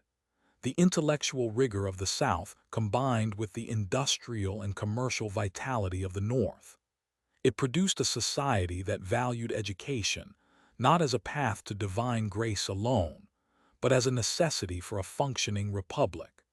It fostered an environment where artists could experiment with light and texture to document reality, and where scientists could begin to observe nature without the immediate constraints of dogma. As the 16th century dawned, the stage was set for the Reformation, but the groundwork of a critical, engaged, and educated citizenry had already been laid in the brick and stone cities of Flanders and Holland. The Renaissance here was less about looking back to Greece and Rome to escape the present, and more about using the wisdom of the past to build a better future for the city of tomorrow. May 24, 1543, Torun, Royal Prussia. The date marks the day Nicolaus Copernicus died on his deathbed, but the world would not know the truth of his life's work until months after his passing. In his final moments, he asked only one request, that his great manuscript De Revolutionibus Orbium Celestium be published posthumously. This simple request would ignite a fire that would burn through the foundations of medieval thought, shattering the cosmic order that had held European society in its place for over 1,000 years. For centuries, humanity had lived under the shadow of the Ptolemaic system, a geocentric universe where the Earth sat motionless at the center, a divine and unmoving anchor surrounded by crystalline spheres carrying the moon, sun, and stars. This was not merely an astronomical model, it was a theological cornerstone. It placed man, by the very design of God, at the literal center of creation, reinforcing the authority of the Church and the stability of the known world. Yet in the quiet obscurity of a cathedral in Frombork, Copernicus saw the cracks in this perfect, God-ordained structure. He was not the first to whisper doubts. The ancient Greeks, particularly Aristarchus of Samos, had proposed a heliocentric model centuries earlier, but their ideas had been rejected, dismissed as heretical nonsense by the very scholars who were supposed to preserve them. By the 15th century, the prevailing view was that the earth was heavy and naturally sought the center of the universe, while the heavens were made of a fifth element, ether, too pure to be disturbed by motion. Copernicus, however, was a meticulous observer of the heavens. He calculated the irregular movements of the planets, specifically Mars and Venus, which seemed to wobble and reverse direction in their orbits. The ancient explanation required a complex system of epicycles, circles upon circles, adding layer after layer of mathematical ugliness to explain what should have been simple, elegant paths. For Copernicus, mathematics was the language of God. When he applied his own observations to a model where the Earth moved, something miraculous happened. The chaotic, convoluted paths of the planets resolved into smooth, circular orbits. The sun, blazing and majestic, became the fixed center around which all the planets, including the Earth, danced in a grand, harmonious choreography. The seasons were explained not by the wobbling of the Earth on its axis within a stationary sphere, but by the Earth's own revolution around the sun. It was a beautiful solution, a universe that sang the song of spheres in a way that matched the mathematical perfection of the heavens. But this beauty came with a terrifying price. If the Earth moves, it is not the center. If the Earth is not the center, then humanity is not the crown of creation. The implications were profound and immediate, though Copernicus walked a dangerous line. He was cautious, perhaps too cautious. He delayed the publication of his work for decades, fearing the wrath of the Church. He was a canon, a man of the cloth, who knew that challenging the literal interpretation of Scripture could lead to exile or worse. He believed that the geocentric model was a concession to human frailty, a way to make the Bible palatable to those who could not comprehend a moving earth. He hoped that by burying the work, the ideas would die with him, preserving the peace of the Church. Yet the timing was cruel. His book was printed just as the religious winds were beginning to shift. When De Revolutionibus finally appeared, the reaction was a slow-motion earthquake. Initially, the scientific community was divided. Many admired the mathematical elegance but rejected the physical reality. To them, the sensation of standing still and the lack of perceived wind from Earth's motion were undeniable proof that the Earth was stationary. But the seeds had been sown. This work did not just change astronomy, it changed epistemology. It introduced the idea that sensory experience could be deceptive, and that the universe required a new set of rules, discovered through reason and observation, not just ancient authority or biblical literalism. Copernicus had taken the first, tentative step away from the medieval worldview, setting the stage for the great upheavals of the next century. He had moved the center of the universe, and in doing so, he had forced humanity to look up, and finally, to look inward at its own small, spinning place in the vast, indifferent cosmos. The authority of the old order was broken, and the dawn of modern science had begun. In the mid-1490s, within the sun-drenched workshop of a Tuscan monastery, Leonardo da Vinci was not merely painting. He was dreaming with his hands. While his contemporaries celebrated the divine perfection of the human form in the Sistine Chapel, Leonardo was obsessed with the mechanical perfection of nature itself. For him, art and engineering were not separate disciplines but two sides of the same coin, both rooted in the rigorous observation of the physical world. His notebooks, filled with frantic, mirrored script, reveal a mind that refused to accept the limitations of his time. He saw birds not just as symbols of the soul, but as flying machines waiting to be decoded. Leonardo's journey toward flight began with a profound study of anatomy, specifically the wing of the bird. He dissected countless specimens, analyzing how muscles connected to bones and how feathers caught the wind.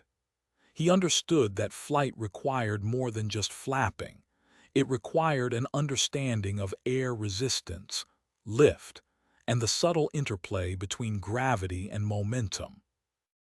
In his famous sketch of the ornithopter, drawn around 1495, he depicted a man strapped to a machine with wings that mimicked the precise motion of a bird.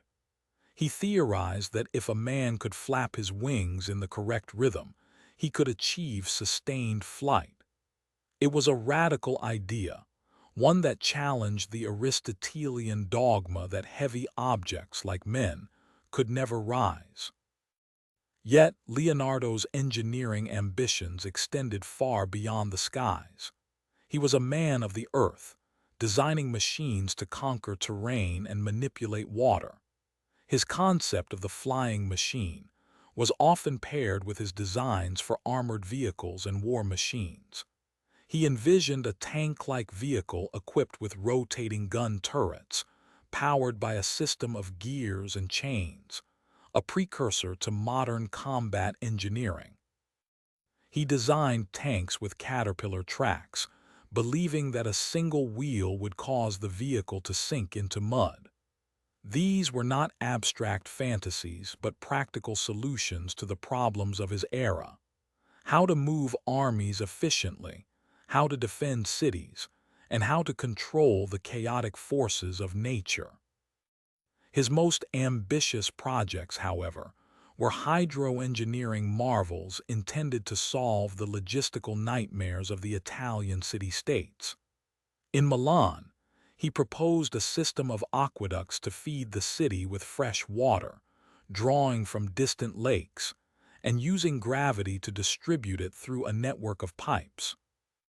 He also designed massive water-powered machines to lift water from rivers and lakes, mechanisms that utilized the principle of the Archimedes screw, a device he refined into a continuous, high-capacity pump. These designs were visionary, anticipating modern hydraulic systems by centuries. He even sketched a device to turn wind and water power into mechanical energy, showing a deep understanding of renewable energy sources long before they became a global necessity. Despite the brilliance of his concepts, Leonardo never built a flying machine. He lacked the materials and the manufacturing precision of the modern era. The metal was too brittle, and the lack of fasteners meant his complex gear systems would have shattered under stress. Furthermore, he was a man of perpetual inquiry, never satisfied with a finished product. He preferred to document the potential of an idea rather than finalize the blueprints. His engineering was a form of knowledge, a way to prove that the universe was understandable and that human ingenuity could replicate its laws. Leonardo's legacy in engineering is not measured in patents or built monuments, but in the shift of perspective he initiated. He demonstrated that nature could be studied, measured, and understood through mathematics and observation. He bridged the gap between the mystical and the mechanical, showing that the secrets of flight and the power of water were not miracles reserved for gods, but phenomena to be mastered by humans. In his sketches, we see the birth of the scientific method applied to invention, a spirit that would eventually lead to the industrial revolutions of the future. Da Vinci's dreams of flight may have remained unrealized in his lifetime, but they planted the seeds for the technological age, proving that the Renaissance was not just a rebirth of art, but an awakening of the human capacity to reshape the world. September 20th, 1519, the port of Sanlúcar de Barrameda in Andalusia, Spain. It was a scene of bittersweet departure. Ferdinand Magellan, a Portuguese navigator in the service of the Spanish crown, stood upon the docks watching his fleet of 5 vessels, 5 ships, 2 of which were scuttled before leaving port, drift out into the Atlantic. The Trinidad asterisk, asterisk San Antonio asterisk, asterisk Concepcion asterisk, asterisk Victoria asterisk, and the supply ship Santiago carried 18 months of provisions and a crew of 266 men. Their destination was not the Americas, which Christopher Columbus had already touched, but the Spice Islands of the East Indies. Yet they carried with them the audacious dream that would shatter the old world's geography forever. For centuries, the prevailing wisdom, held even by the great humanists of the Renaissance, dictated that the Earth was too small to support a western route to the east. Maps were filled with the terra incognita asterisk, blank spaces where monsters and cannibals were said to dwell. But as the age of discovery matured, driven by the insatiable Renaissance thirst for knowledge and wealth, the old maps began to look increasingly wrong.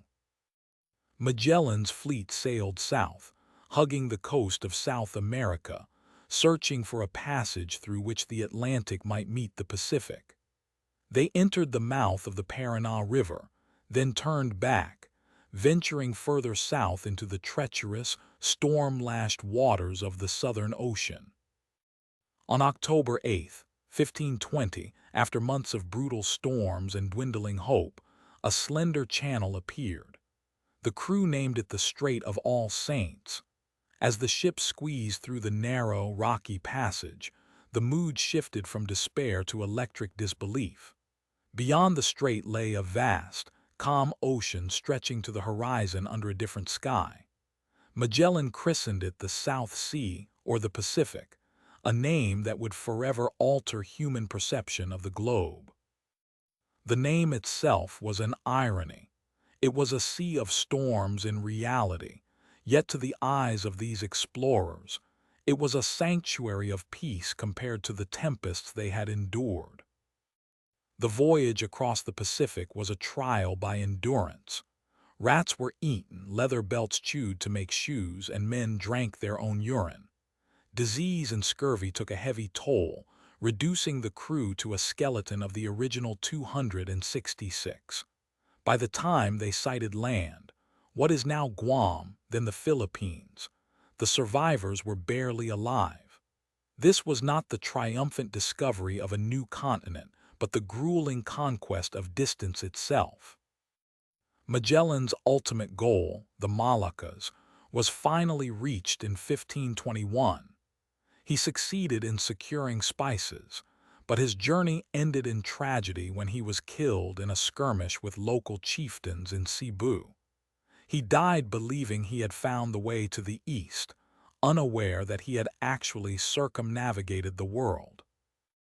The legacy of this voyage, however, belonged to the lone survivor, the Victoria Asterisk. Under the command of Juan Sebastián Elcano, the ship turned back west across the Pacific, navigating the stormy southern seas and rounding Cape Horn or passing through the Strait of Magellan in a perilous retreat. They finally reached Sanlúcar de Barrameda on September 6, 1522, with only 18 men remaining. They had completed a full circumnavigation of the Earth. This achievement was more than a naval feat. It was a philosophical earthquake. It proved the Earth was round, much larger than anyone imagined, and that the oceans were continuous. It dismantled the medieval worldview and validated the empirical observation over ancient dogma. The New World was no longer just a footnote on a map. It was a reality that connected Europe and Asia in a global loop. Magellan's voyage marked the true culmination of the Renaissance spirit. The human mind, armed with curiosity and courage, pushing beyond the known boundaries to redefine the limits of existence. It was the moment the world became global. In 1537, Brussels, the air in the Great Hall of the University of Leuven was thick with the scent of unwashed bodies, stale wine, and the fear that permeated medieval dissections. Here, under the watchful eyes of students and priests, a 25-year-old physician named Andreas Vesalius stood at a podium that was more of a lectern than a platform. He did not look like the scholars of old, hunched over ancient texts with ink-stained fingers. Instead, he looked like a man possessed by a singular, terrifying truth. The drawings in Galen's Asterisk de Anatomia were wrong.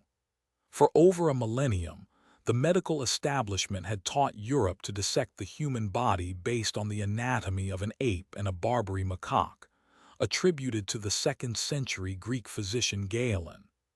These errors had been copied, pasted, and revered until they formed the bedrock of Western medicine. Vesalius, a student of the great Flemish anatomist Hieronymus Fabricius, had grown impatient with this intellectual laziness. While Fabricius taught from his desk, sketching vague outlines from memory, Vesalius believed that truth could only be found in the flesh. He began to take an unprecedented role in the dissections, moving from observer to active participant. He would climb onto the corpse, the dead man's body draped in linen, and with a knife in his hand he would cut, lift, and turn the muscles, exposing the bones beneath. But he did not stop there. He realized that to truly understand, one had to see what was being cut.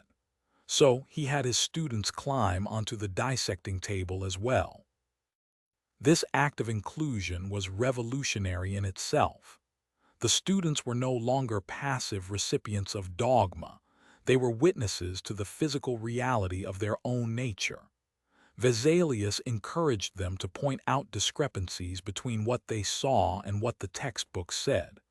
When a student noted that a bone did not match Galen's description, Vesalius would smile and say, "You have seen what I have not seen."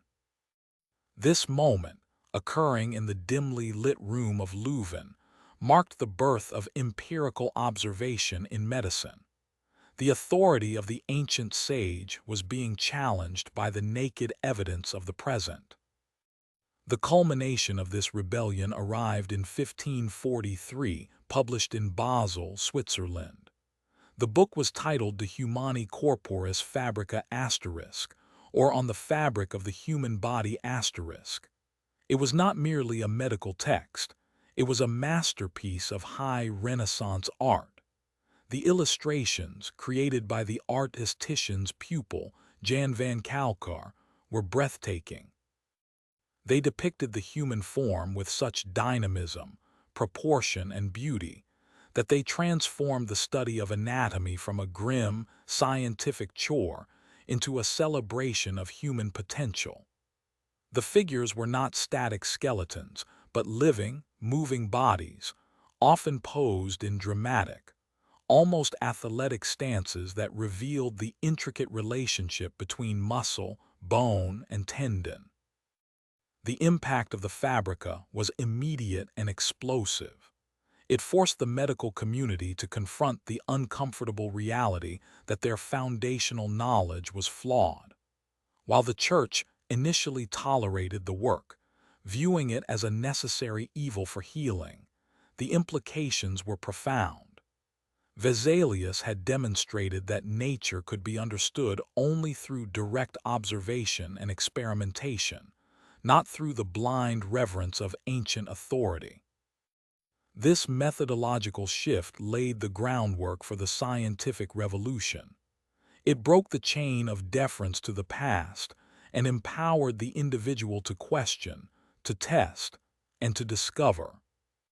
Andreas Vesalius died young, perhaps from the very diseases he studied, or perhaps from the stress of his controversial stance, but his legacy endured. He had taken the human body, which had been treated as a sacred mystery locked behind layers of dogma, and opened it up for scrutiny. By insisting on the primacy of the eye over the book, Vesalius didn't just correct a few anatomical errors, he changed the way humanity saw itself. He proved that the human form was a marvel of engineering, designed with a logic that could be decoded if one was brave enough to cut open the past and look at the present.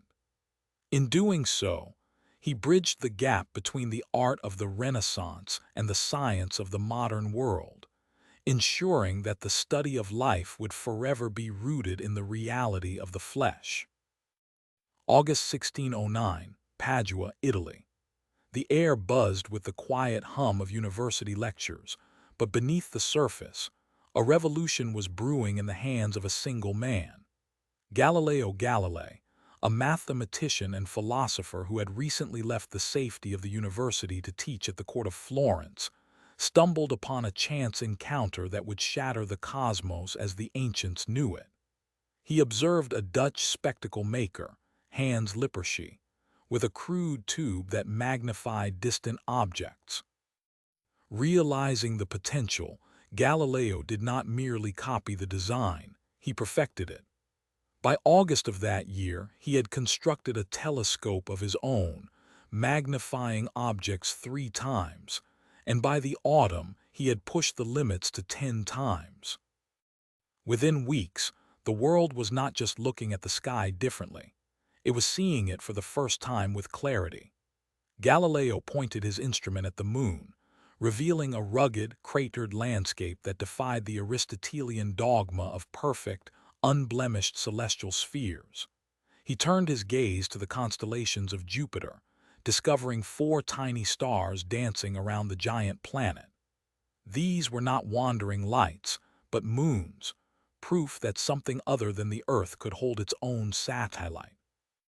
Then came the revelation that would ignite the war of ideas, the phases of Venus. While the Ptolemaic system, which placed Earth at the center of the universe, could not explain why Venus showed a full set of phases, the Copernican heliocentric model predicted them perfectly. With his telescope, Galileo had made the phases visible to the naked eye, providing the empirical evidence needed to dismantle the geocentric order that had governed human thought for nearly 2,000 years. However, the path to scientific truth in the Renaissance was rarely a straight line. It was a battlefield. Galileo's discoveries did not arrive in a vacuum of intellectual freedom. The Catholic Church, the ultimate authority on truth and cosmology, had long endorsed the Ptolemaic system to maintain theological consistency, with the belief that humanity was the center of God's creation. When Galileo began to publish his findings, initially under the pseudonym Sidereus Nuncius, or the Starry Messenger in 1610, the alarm bells began to ring in Rome. The conflict escalated from mere debate into a full-blown legal and political struggle, often referred to as the Telescope Wars. Galileo faced a choice: remain silent and preserve his safety, or speak and risk heresy. The Church viewed his work not merely as a scientific error, but as an attack on divine truth. In 1616, the Congregation for the Doctrine of the Faith issued a formal decree, declaring the Copernican theory formally heretical. Galileo was ordered to recant, yet he continued to champion the new science privately, even developing a model of the universe that blended Copernican orbits with Aristotelian spheres, hoping to appease his critics. The tension came to a head in 1632. Galileo published his dialogue concerning the 2 chief world systems, a masterful work written in the form of a conversation between 3 characters representing the Aristotelian, Copernican, and neutral viewpoints. While ostensibly a debate, the text was widely interpreted by the church hierarchy as a thinly veiled endorsement of heliocentrism and a mockery of traditional theology. The reaction was swift and severe. Galileo was summoned to Rome, brought before the Inquisition, and forced to undergo a humiliating public recantation on the stairs of Santa Maria Novella.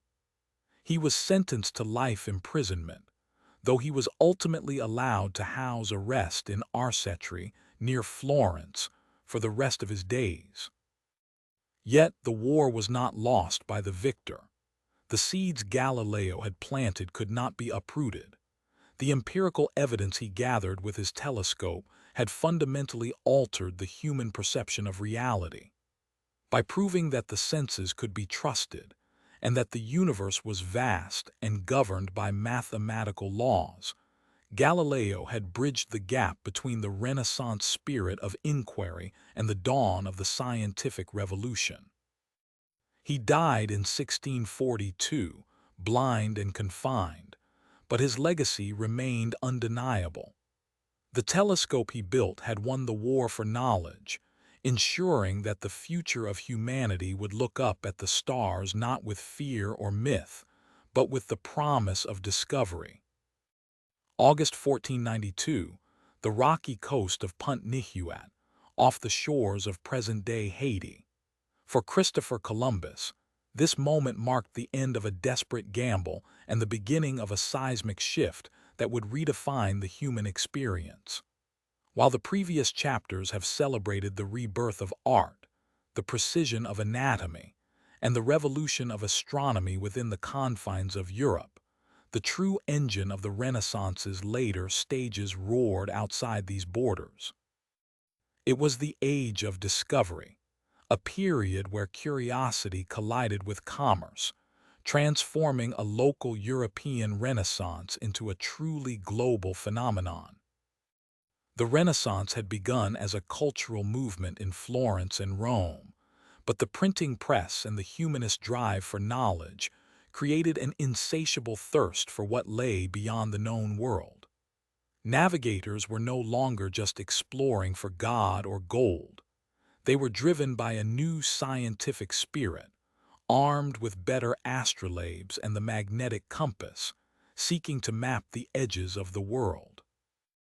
When Columbus finally reached the Americas, followed quickly by Magellan's circumnavigation of the globe, the medieval concept of a finite, closed world evaporated. The Earth was vast, populated by millions of people unknown to Christendom, and filled with resources that would fuel European economies for centuries.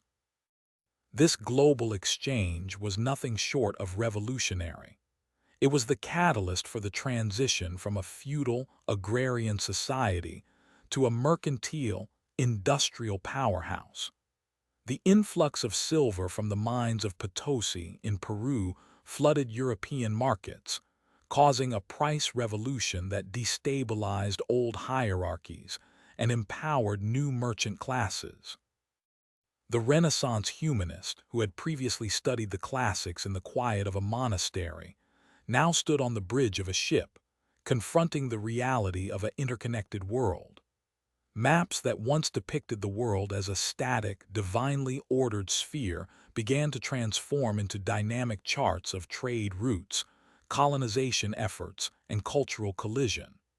The Renaissance mind, once looking inward to rediscover the ancients, now looked outward to conquer the unknown. However, this grand narrative of enlightenment and expansion carries a dark, tragic undercurrent that cannot be ignored. The very ships that carried explorers of gold and spices also carried invisible cargo, disease. As the age of discovery opened the gates of the Americas and Africa to the Old World, a biological exchange occurred that would dwarf any war fought on the continent. The Columbian Exchange was not merely the transfer of potatoes to Europe and corn to Africa. It was the transfer of smallpox, measles, influenza, and typhus to populations with zero immunity. In the Americas, the impact was catastrophic. Indigenous civilizations, from the Aztecs to the Incas, faced devastation so swift and absolute that entire cultures were wiped out before they could even begin to adapt to European contact. The disease acted as a silent conquistador, leveling populations by 90% in some regions, creating the demographic vacuum that allowed for the subsequent colonization and exploitation of the land. This biological exchange shattered the isolation that had protected the Americas for millennia and integrated the hemisphere forcibly into the global economy as a source of labor and raw materials. Simultaneously, the Renaissance spirit of inquiry extended to the study of this new biology. Physicians like Girolamo Fracastoro began to theorize about the nature of contagion, and the microscopic agents of disease, moving beyond the ancient humoral theories that dominated medieval medicine. The age of discovery forced humanity to confront the fragility of its own existence. The global village was being built, brick by bloody brick, fueled by a curiosity that sought to understand the universe, but often failed to comprehend the biological cost of that understanding. As we move toward the twilight of the Renaissance, the legacy of this era is dual-natured. It was a time when the human mind expanded its horizons beyond all previous imagination, birthing modern science, geography, and economics. Yet, it was also the dawn of a new era of global inequality, where the wealth of the West was inextricably linked to the suffering of the East and the Americas. The age of discovery completed the Renaissance transformation, turning a European cultural awakening into a world historical event, leaving us with the modern world we inhabit today, a world of unprecedented connection, sustained by a history of both breathtaking innovation and profound, enduring loss. October 31, 1517, Wittenberg, Germany. The air was crisp, carrying the scent of frost and damp earth, but inside the fortress church of Castle Church, the atmosphere was electric with tension. It was here that Martin Luther, a man of God and a scholar of Scripture, nailed his 95 Theses to the door. While history often remembers this moment as a theological bombshell, its true impact was far more profound. It was the first violent crack in the cultural unity of the Renaissance. For decades, the European intellectual landscape had been a tapestry woven tightly by a single thread, the Catholic Church. The Renaissance itself had been, in many ways, a papal project. From the Medici patronage in Florence to the construction of St. Peter's in Rome, the Church had been the ultimate arbiter of taste, the sole patron of the arts, and the guardian of the classical revival. Humanism, that movement celebrating human potential and reason, had flourished not in spite of the Church, but often within its walls, under its roof. But as Luther's words rippled outward, that golden harmony began to shatter. The Reformation did not merely dispute the price of indulgences. It dismantled the very foundation upon which Renaissance culture was built. It was a cultural schism that tore the continent in two, creating a North and a South that would forever look at each other through a lens of suspicion and divergent values. In the South, the High Renaissance continued its grand trajectory, fueled by the immense wealth of Catholic monarchs and the papacy. Popes like Leo X and Clement VII poured gold into the hands of Raphael and Michelangelo, creating a vision of a divine world perfected by human hands. Here, art remained a bridge between the earthly and the heavenly, a visual theology designed to inspire awe and repentance. Across the Alps, however, the narrative shifted violently. The Northern Renaissance, which had already begun to blend classical ideals with a gritty, local realism, was now injected with a radical new spirit, iconoclasm. To the reformers, the lavish altarpieces, the gilded saints, and the intricate frescoes were not just expensive, they were idolatrous. They represented the old world of superstition and corruption that Luther sought to purge. The cultural schism meant that in the North, art began to serve a different master. It turned inward, focusing on the individual conscience, the reality of the human condition, and the stark beauty of nature without the need for divine intermediaries. The vibrant, mythological gardens of Botticelli or the divine proportions of Raphael found no echo in the sober, introspective landscapes of Albrecht Dürer or the fiery sermons of John Calvin. This divide created a fragmented cultural identity that defined the rest of the early modern period. The shared European language of art and thought, once dominated by Latin and Catholic imagery, fractured. In the Catholic South, the Church doubled down on the Counter-Reformation, using art as a weapon to reassert authority, resulting in the Baroque style's emotional intensity and theatricality. In the Protestant North, the focus shifted to the printed word and the study of the vernacular Bible. The grand cathedrals that once stood as communal centers of worship and art became defaced or repurposed as warehouses and granaries.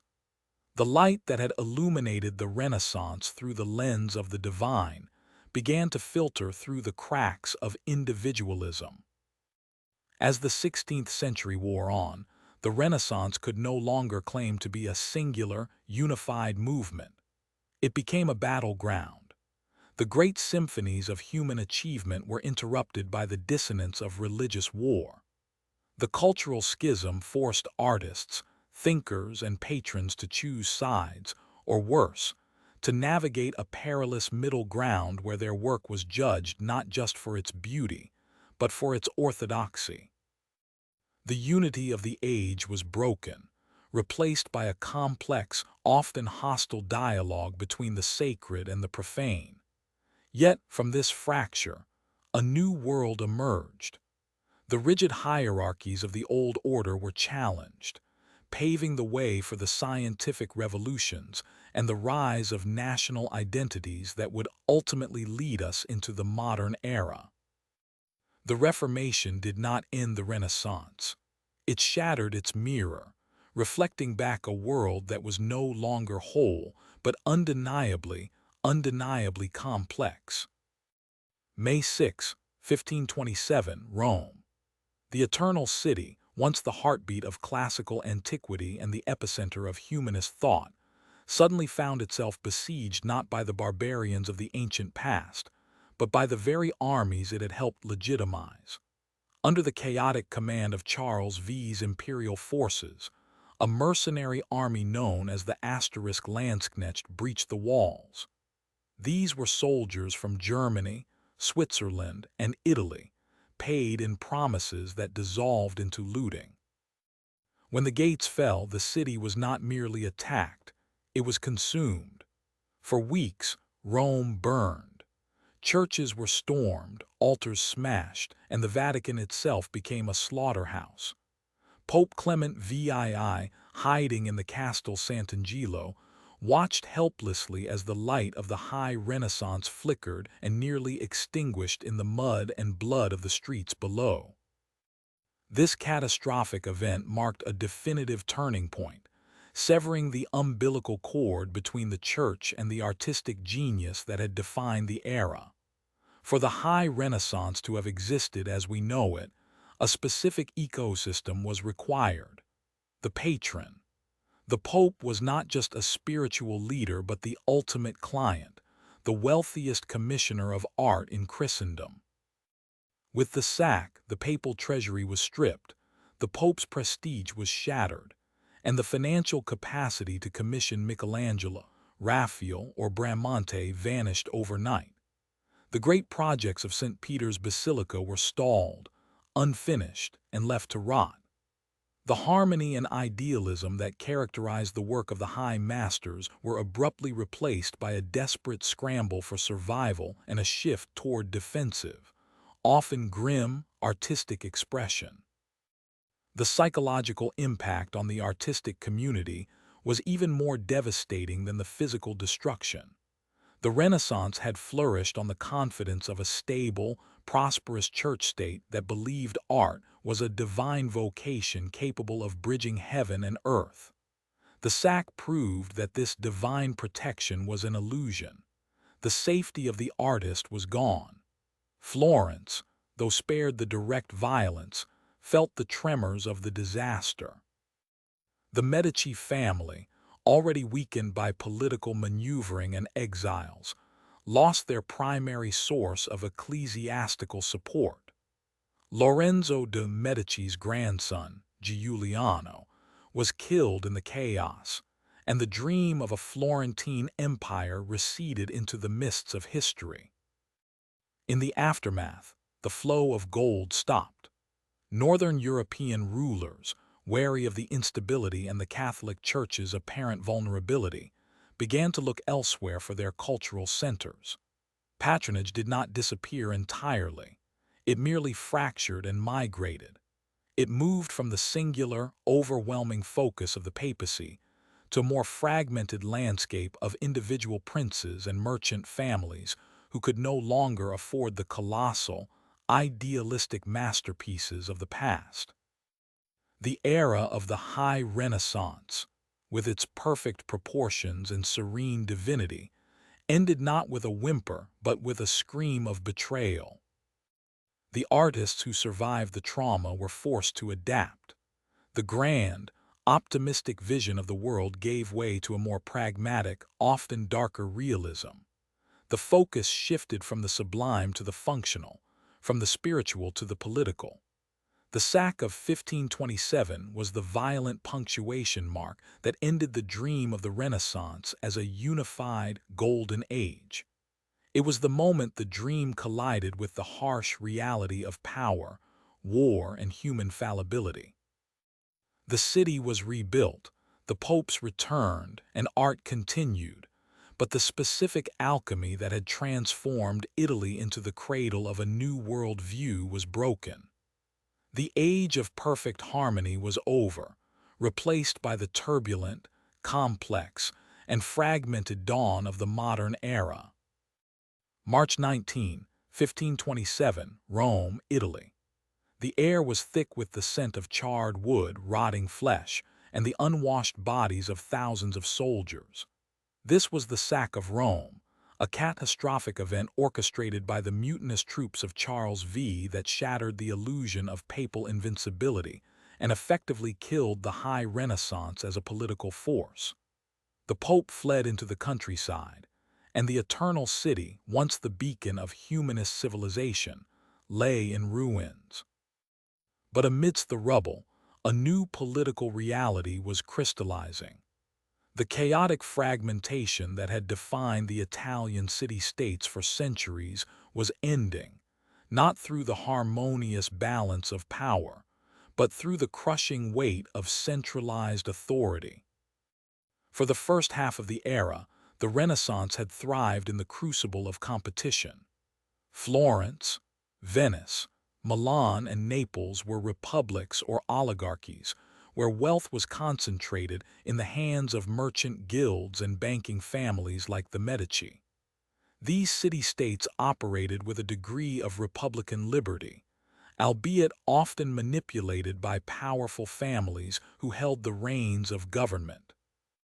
Art and learning flourished here because patrons competed for status. They needed artists who could rival their neighbors. But the political landscape was shifting dramatically away from these mercantile democracies. In France, Spain, and eventually England, monarchs were consolidating absolute power. They were building standing armies, creating permanent bureaucracies, and dismantling the feudal structures that had once allowed local lords and cities to govern themselves. The contrast between this emerging absolutism and the fading republican liberty became the defining tension of the late Renaissance. In the north of Europe, figures like Henry VIII in England and Francis I in France were constructing the machinery of the modern nation-state. They viewed the independence of the city-states not as a triumph of civic virtue, but as a dangerous anarchy that threatened the security of the realm.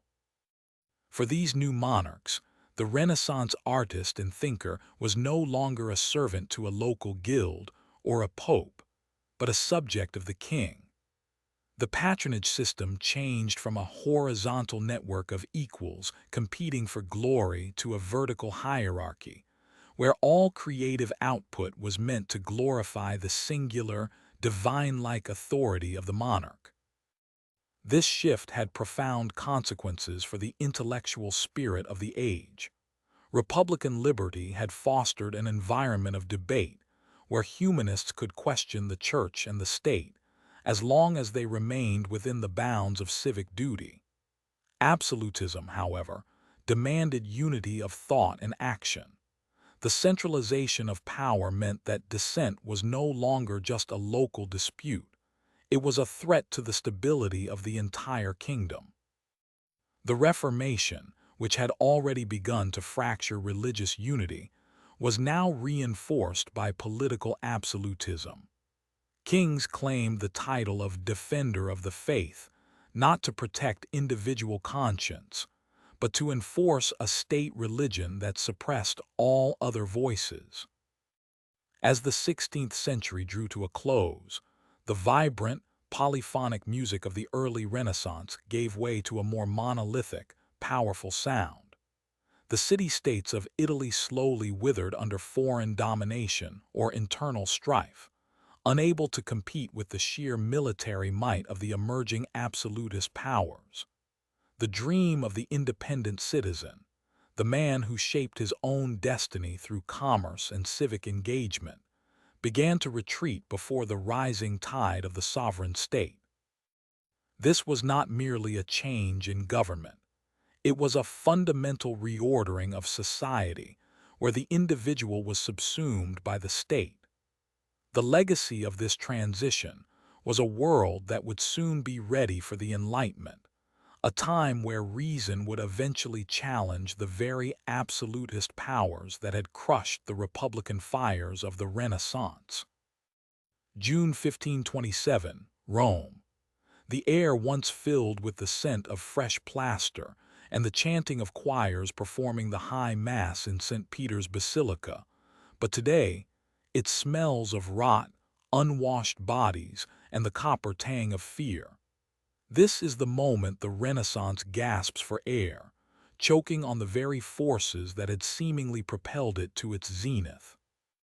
The sack of Rome had shattered the illusion of eternal papal peace, but a deeper, more insidious crisis was already brewing in the shadows of Italian city-states, one that would redefine the relationship between man, society, and the divine.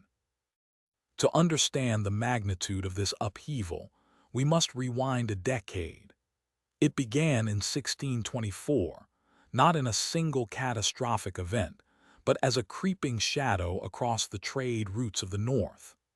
The Great Plague, or the Second Plague pandemic, would eventually sweep through Europe like a wildfire, but its origins lay in the fragile sanitation and overcrowded conditions of the burgeoning urban centers. Florence, the cradle of the Renaissance, felt its teeth first in the mid-1340s, long before the sack. When the Black Death arrived there, it did not merely kill, it dismantled the social fabric. In a city of 80,000, 30,000 died in months. It was a demographic catastrophe of biblical proportions that left the survivors staring into an abyss of silence. The aftermath was a paradox that would define the era's social psyche. On one hand, the labor shortage triggered by mass mortality drove wages up and the price of land down, theoretically empowering the commoner. Guilds, once the rigid masters of economic life, found their membership decimated, forcing a restructuring of labor that empowered skilled workers and artisans. Yet on the other hand, the trauma of such sudden, indiscriminate death fostered a profound crisis of faith.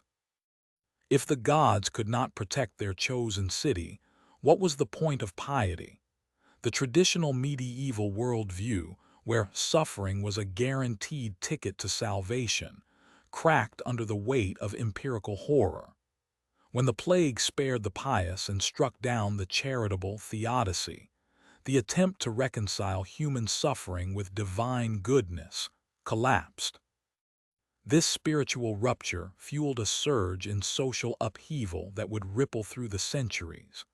As the old aristocracy and clergy perished in droves, the balance of power shifted violently. In places like Milan and Florence, surviving families seized opportunities to consolidate wealth, often at the expense of moral codes that had previously restrained them. The rigid class structures of the Middle Ages began to blur, not necessarily into equality, but into a more fluid, sometimes brutal social mobility driven by survival and opportunism. Furthermore, the plague altered the very nature of art and literature, injecting a new, terrifying realism into the Renaissance ideal. Where earlier works celebrated the eternal beauty of the human form, post-plague art began to grapple with decay, death, and the transience of life.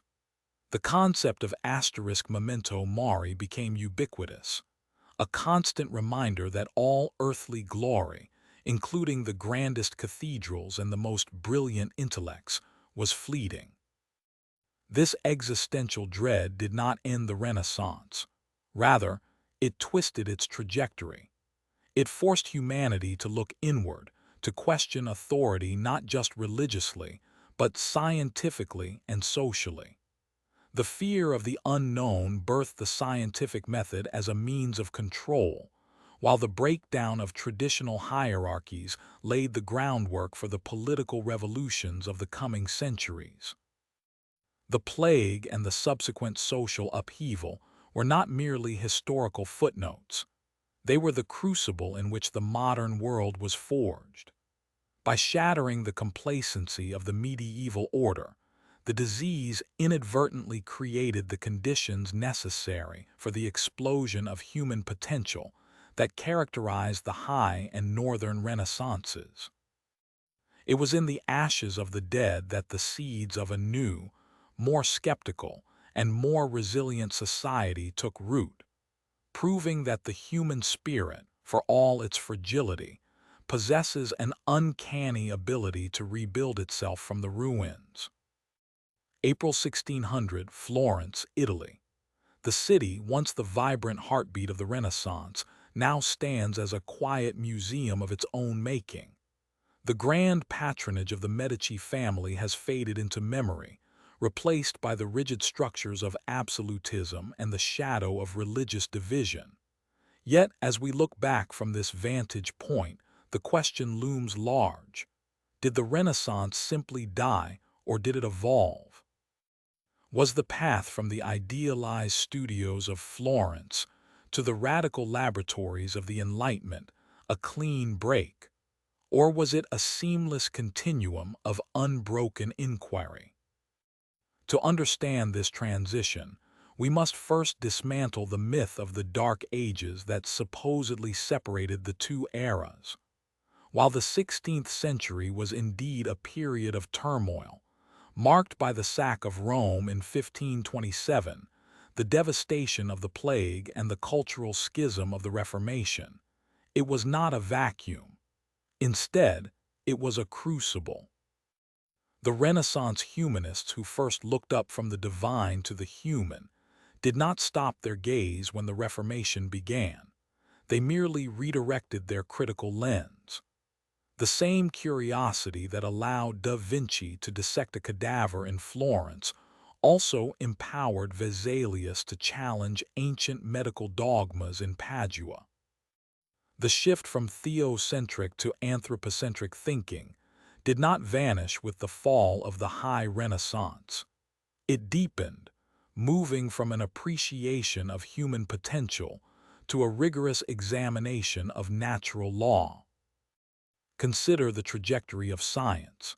In the 15th and early 16th centuries, the study of nature was often an artistic endeavor, seeking the ideal form. By the time Galileo turned his telescope toward the moon in the early 1600s, that artistic intuition had hardened into empirical evidence. The Renaissance love for observation, sparked by figures like Brunelleschi measuring the dome, culminated in the mathematical precision required to prove heliocentrism. The gap between the artist engineers of the past and the experimental scientists of the Enlightenment is thinner than history books often suggest. They were, in many ways, the same people. The polymaths of the Renaissance did not vanish. Their legacy was inherited by a new generation that demanded answers not just in philosophy, but in mechanics and astronomy. Furthermore, the spread of knowledge via the printing press, a technological revolution born in the mid-15th century, laid the absolute groundwork for the mass literacy necessary for an Enlightenment public sphere. Without Gutenberg's press, the rapid dissemination of new scientific ideas across the Alps and into the heart of Europe would have been impossible. The very tools that fueled the Reformation also fueled the scientific revolution. The intellectual habits formed during the Renaissance, skepticism of authority, reliance on direct observation, and the belief that the world could be understood through reason, were the precise tools needed to dismantle the old feudal and theological orders of the 17th century. However, calling it a continuum does not mean ignoring the violent ruptures. The Reformation shattered the unified cultural front that patronized the Renaissance, and the rise of absolute monarchs often sought to curb the independence of thinkers. Yet, even within these constraints, the spirit of inquiry persisted. The Enlightenment was not a sudden explosion from the dark. It was the slow, steady burning of a fire kindled centuries earlier. It was the culmination of a gradual shift, where humanity stopped viewing itself merely as the image of God and started viewing itself as a creature capable of mastering the universe through reason and experiment. As we step back from the 16th century, we realize that the Renaissance never truly ended. It simply changed its costume. The humanist confidence that declared man is the measure of all things eventually outgrew its philosophical roots to become a scientific imperative. The journey from the workshops of the Italian city-states to the salons of the French Enlightenment was not a jump from one era to another, but a single, long ascent into modernity. The Renaissance planted the seeds of critical thought. The Enlightenment merely harvested the fruit, proving that the quest for knowledge is not a series of disconnected events, but a relentless, continuous thread woven through the fabric of human history. June 1543, the quiet town of Prato, Italy. It is here, in the quiet hours following a life dedicated to observation and reason, that Nicolaus Copernicus passes away. His final work, De Revolutionibus, sits on his desk, not yet widely known to the masses but destined to become the cornerstone of a new way of seeing the universe. This moment marks not just the end of an era, but the definitive birth of the modern world. While the High Renaissance eventually gave way to the absolutism of European monarchs and the religious fractures of the Reformation, the spirit it ignited refused to be extinguished. It did not simply fade into history. It mutated, evolved, and ultimately forged the very foundations of our contemporary existence. To understand why the Renaissance matters today, one must look beyond the marble statues and oil paintings of Michelangelo and Da Vinci. Its true legacy is not in the static beauty of the past, but in the dynamic shift in human consciousness. The Renaissance taught humanity to look at itself through a lens of critical inquiry rather than blind dogma. Before this rebirth, the world was explained by ancient authorities and divine decree. Afterward, it was explained by observation, mathematics, and experiment. This transition from theocentric to anthropocentric thought is the bedrock of our scientific age. When Isaac Newton later formulated his laws of motion, or when Darwin proposed the theory of evolution, they were not rejecting the Renaissance. They were running its most radical experiments to their logical conclusions. The Renaissance provided the intellectual toolkit, the belief that human reason could unravel the mysteries of the cosmos, that allowed the modern scientific method to flourish.